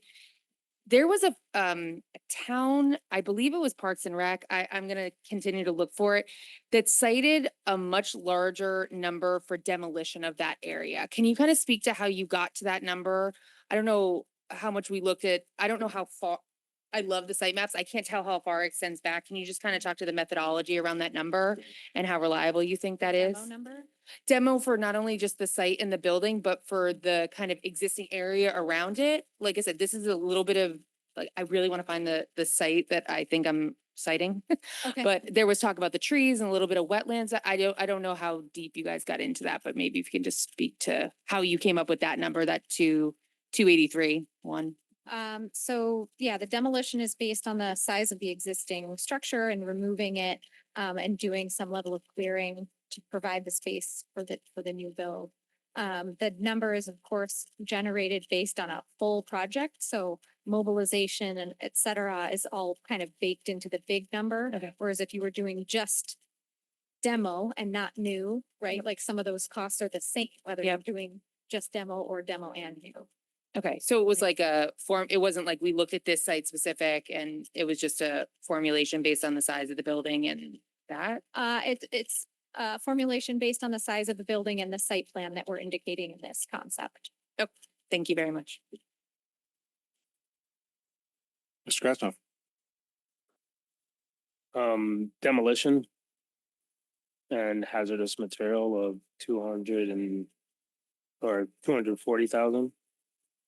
Are they, like, some of the hazardous, like actual disposing of is that part of the demolition number, or the demolition is just the actual tearing it down? And the hazardous material is just hazardous material that, assuming it was just what, asbestos, I'm guessing, and nothing Yeah, beyond that. correct. But it could, again, another one that could balloon up. Right. Yeah, Pretty depending quickly. on what's down there, it Got it. could increase. Okay, and anything done with, because I've been in that building too, and it was a different experience than I've seen, and I've been in all kinds of Yeah. buildings, Did so. you see Snake? No, but I wouldn't go farther than a few steps up, and I wouldn't go farther than a few steps down, so Yeah. that's all I can say. Was there any testing done of what now it's sitting on? I know it's not easy to do that, but could there The be, soil, yeah, could there be stuff going on underneath the building? potentially, we did not do, There's soil nothing testing on there like that. or- Okay. So this is just top line, running some numbers off the current building size, structure, what a demo would look like on, a fairly flat property. Got it. Thank you. Mrs. Flynn. Sorry, this is just a quick one. The access road that's proposed for Mill Hill, is that all town-owned property? Yes. So if we go. You can see the new addition? Yeah, so this property here is town owned. Oh, so that act, okay, Yeah. thank you. Mrs. Jacobson. I just have a question, on page 140. Again, Mr. Peterson, I don't know if we're gonna start like a follow-up situation here, but, 32,000 square feet for $4.2 million in HVAC. It just hasn't been our experience. So was this an HVAC person, like company gave you these estimates? I This presume. is based on comps from other projects that we're seeing, as well as input from our mechanical engineer on projects that he's. Okay, all right, thank you. He thought they were too high. More questions or comments on Giant Steps? Mr. Krasnoff. Just one more about the percentages. And again, looking at Osborne Hill, we have Osborne Hill at 42.5 possible reimbursement. And this is at 32.5. Can you explain the rationale between the two, the difference, how it works? For not only for us, a lot of us, I think, kind of know, but also for other people watching and Yep. town boards. Yeah, so as I mentioned Thank you. earlier, the reimbursement percentage for an all-new building is 10 percentage points lower than a renovated building. And so that represents the difference between the Osborne Hill and Giant Steps numbers. And then to that point, can you explain if you do a standalone? Like the state has different statute for a standalone versus an attached, right? It's a longer period of time. It has to stay in ECC. It Correct. cannot Yes, change. yes, that's correct. Yeah, How so long? it's 10 years for the Attached. the attached, and I It's believe 20 it's for the 20 for standalone. the standalone. Yeah. Yeah. Thank you. Giant Steps. Can't believe we have no more questions on that. All right, Mrs. Maxicanelli. Just one quick follow-up, and back to Ms. Would there have been any more, cost-efficient way to do this?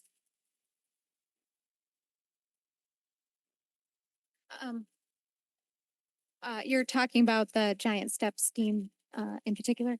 So because we would not recommend doing a second story for a preschool population. They really need to have at-grade egress in cases of emergency. I mean, there are ways to do it if you're in the city and you know, but on a brand new construction site like this, we would not recommend putting preschoolers on an upper level. That's fine. Again, I was just doing that as a follow-up. Yeah. Thank you. Mhm. Any more questions on this, or should we wrap up with any miscellaneous ones that have come up? Does anyone have any questions on other parts of the report that have not been? Mr. Krasnoff? I have kind of two follow-ups, both happen to pertain to Dwight. The first one is on the new builds. Is it possible for because of the fact that we're adding our deficiencies in our ECC, and it seems like the renovations will not allow for us to really do that? Is there an argument to possibly be made with the state for us to get reimbursement higher than the 32? Could we possibly argue the 42.5? Did anyone ask the state that? We have not. I mean, it's certainly worth having a conversation. Can ask you. So, only through anecdotal information, we have found that many communities have had increased reimbursements for various reasons. That's why I asked. Thank you. And I'm gonna quote something from you guys in the report, and if you can just briefly tell us what your thinking was on this. So, obviously it's in here for a reason, but I think it's very important. And it's the one thing that really jumped out to me. It was over on, I believe, page 17. It said, pending the final use of the structure, overall costs or repairs and retrofit, overall cost, repairs and retrofit may outweigh the cost of the demolition and the replacement. Structural in particular, and this was in the existing conditions review phase, so prior to doing conceptual development. So in this case, it was conjecture at that point that it might be more expensive, but I think based on what we subsequently found out and the design concepts that we came up with, what we're showing in the estimates doesn't indicate that. Even what we told you about the PCBs and the relocation and we- all that sitting here today, you still feel that way? We'll have to see. We'll need some follow-up information on those reports. Okay, I'm just I want the town to make an educated, decision on this, and I don't want everyone to rush again to the small number because it looks pretty, even though it's really not gonna be a smaller number, and I've been saying, I think the new build's the safer bet. That's just my personal opinion, and I'm not gonna tell anyone on the rest of the town what decision to make, that they can make their own conclusion. I'd rather not be sitting here say I told you so, actually, to be honest. So if you guys don't think that would be the case, great, but I have a lot of serious concerns going down the renovation path. Yeah, this is a little back and forth here, and so we pulled this report together and a lot of work, and we're hearing. One of the things we're hearing today, and we want to evaluate and bring it back to our cost estimators, is we have a contingency level on every project. It's the same. Hearing what we are here today, and considering the hazardous materials, we probably should have a higher contingency on the renovations. And so we want to go back to our team and see about that.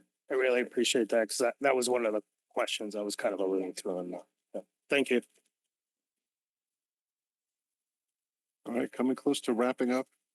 Mrs. Flynn, I'm sorry. I don't know if this is the best time to this say is the it. time. This You're is the here. time, so I'm gonna do it.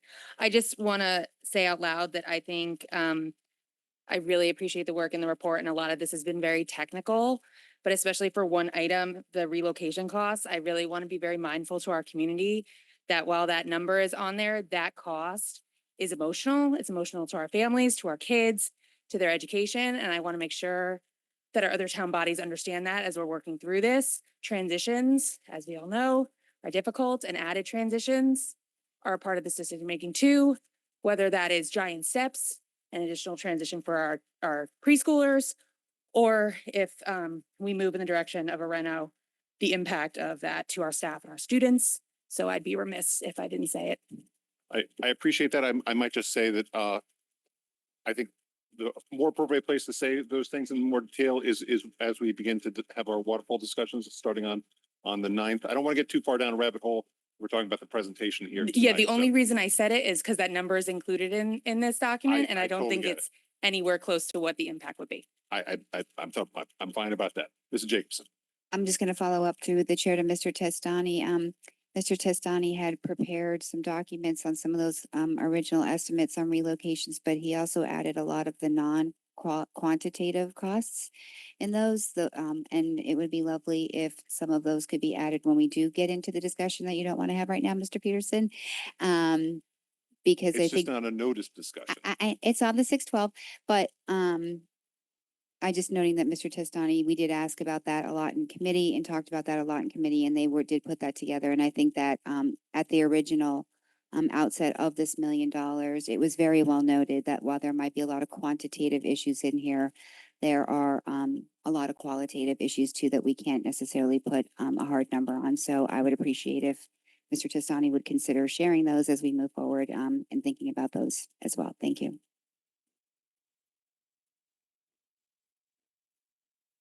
Any further questions for our presenters? Not seeing any online. Thank you very much. And thank you very much for answering all the questions that we posed online. I'm going to put those up for the public. Those will be going up tomorrow. I know that just to make sure that everyone has the information that we saw and we were discussing tonight. Really appreciate your work. I've really enjoyed working with Svials over the past few months through the working group. As we go forward, I know there are many more questions to be asked and discussed, but I think that this report is going to be an absolute asset in those discussions. So thank you for all your efforts. Thank you very much. Thank you for reading the report so closely. You can count on our board members for attention to detail. Absolutely. And as we discussed earlier, I would make some availability for public comment. I would be a little cautious. Normally we have 3 minutes per speaker on items that are on the agenda. The item that's on the agenda tonight is the presentation. As I alluded to earlier, we will be having more discussions on where the board's priorities may lay in light of this information, beginning on Tuesday, the 9th, when we have our first read of a hopefully adapted waterfall with additional numbers. But if there's anyone who wants to come up to the mic, not to evict you, and make 3 minutes of comments on the presentation, things that we heard tonight from Svials and Partners. And thank you again. Please just your name and address.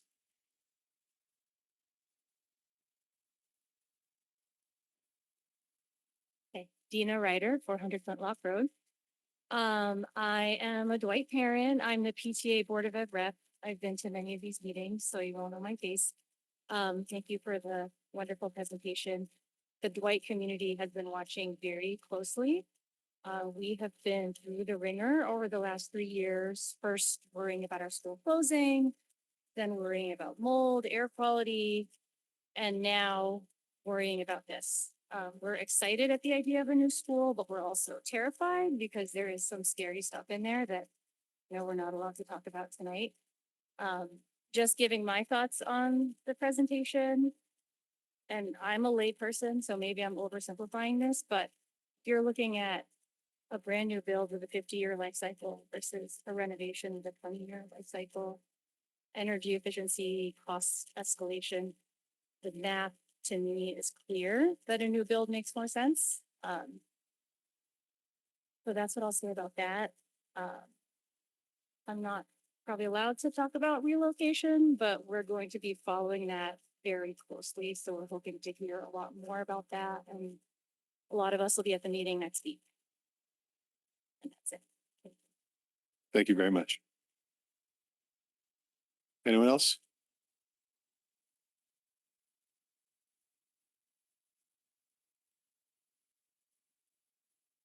Is the button, yeah. Push it once and then, yeah. Stays Hi. green this time. Sorry, I'm not used to this. Lauren Efren, 241 Burr Street. I don't know me, but and I believe you were at the Board of Selectmen. So, former PTA president and board member for RLMS and PTAC rep for both, and now PTAC president-elect as well in a few years or just right now. So my concerns, or I guess it's really just more like an observation. I want to point out that when we talk about relocation, and I believe, Mr. Peterson, you were the one who mentioned McKinley and, or was it you, Mr. Testani, about, I'm sorry, about following that, sort of guide as a guideline. I just want to point out, and I caution any comparison there too. McKinley didn't have a choice. They had to shut down, right? And there is another option here. And so again, just going back to the social emotional impact, I feel like had there been a possibility for McKinley to create swing space, or like Mill Hill, right? They would have done that. They would have tried to stay in their neighborhood, and not disrupt at least the normal, flow of family life. I think this is going to be hugely disruptive if we talk about any of the scenarios 1A through 1D. The other thing, and this is really just more of an observation, I'm curious, we do have solar panels on both wings. And I didn't see any mention other than the fact of how it creates some kind of energy kickback for us and maybe cost savings. But what happens with those in all of these scenarios, 1A through 1D? Is there cost savings? I know we're sort of at the end of the payment schedule, I believe. I've heard, anyway, it is a factor, I think, because as you're talking about HVAC systems and what you would be able to build in, I think you have to, and if you're doing a new roof, you're gonna have to figure out what to do with those. It's just public comment, but if there is an answer, In Yeah. the responses too, but, so the approach for the solar panel, so there is a power purchase agreement in place with the solar panels, so, the town has an agreement. There may be some cost impact with, breaking the agreement, so that's not included in the costs, because that would need to be provided by the town, that information. However, what is included in the estimates is the cost for, the removal, storage, and then reinstallation of the solar panel. thank you. Any other members of the public want to comment on the presentation? And again, we will be having more detailed discussions on where this board may want to put its priorities on its capital waterfall over the next couple of meetings. It's going to culminate in the meeting with the town on the 25th in the Board of Finance for the Capital Planning Summit. So stay tuned for more discussions about that, because I think that that's ultimately what you are most interested in. I'll entertain any open comments from the board or ex officio guest. Just want to thank you for presenting again to this board and thank the board for their very thorough questions tonight. I warned them that, to be prepared for you guys. You did not disappoint. Mrs. Flynn. Just a follow-up for the meeting, hopefully on the 9th. Is there any process that you have for feedback from board members? Are you going to be collecting, or are you just anticipating the discussion happening at the table? Well, I think the discussion is going to be grounded around the first read of a capital waterfall, if that's coming. So Okay. We don't have that document yet. Tomorrow, the finance committees or the facilities committees meeting tomorrow. And I guess we'll see. I'll be in contact with the chair of the facilities committee about Okay. that. Thank you. I don't know what you have on the agenda for the 9th, but I can follow up in terms of if that's going to be a continued review and discussion, or if we do think that it's ready for first read, because I just can't promise you what's going to happen tomorrow right now. So we will see. Mr. Krasno? I also have a process question. Since we've already acted and placed a vote on this, we're not voting again unless the waterfall changes, is that correct? Or we're voting again on whether we're looking at something else? I don't know where we're going with this. So I'm just trying to Wow. understand. Normally, we make any adjustments on a year-to-year basis. We vote as a body for what waterfall we want to present in front of the Board of Finance. I imagine if we are unable to vote on a new one, then the one that we have approved most recently would stand. I don't know that that would be a constructive way to engage the town, but if that happened, I think that that's what the consequence would be. I get that. So we're not voting on any of these per se. We're just gonna vote on the waterfall like we normally do. The waterfall is what is Yes, before us. correct. Yeah. Okay. Other broader questions will need to be negotiated with the town because it's going to involve funding Got it. and cash flow. I just want also the town and the public to Sure. understand we're not voting on one of these. We're voting on funding for a project that That is we correct. believe is the best project. And I think the public needs to really understand that because I think some people think we're voting again on a plan. and We're not that's making a final decision on anything other than what this board's priorities are and request the town. Thank you for clarifying. Mrs. Vitale? I would just think that in for preparation for the capital planning workshop, that there's going to be questions about this report. And I would hope that you would have a discussion about whether or not you want a one-site ECC as opposed to having 5 classrooms at 2 elementary schools. In part because that is new information for this board that they did not have when they made their decision last year, because last year Giant Steps was not on the table, nor was Osborne Hill as a potential location. As you get new information, I would hope that you would have a thoughtful conversation on what the impact of that information is, especially since the town is invested in this and you want to show that you're doing your due diligence and be thorough. And I say that not to lead you in any particular direction right now, except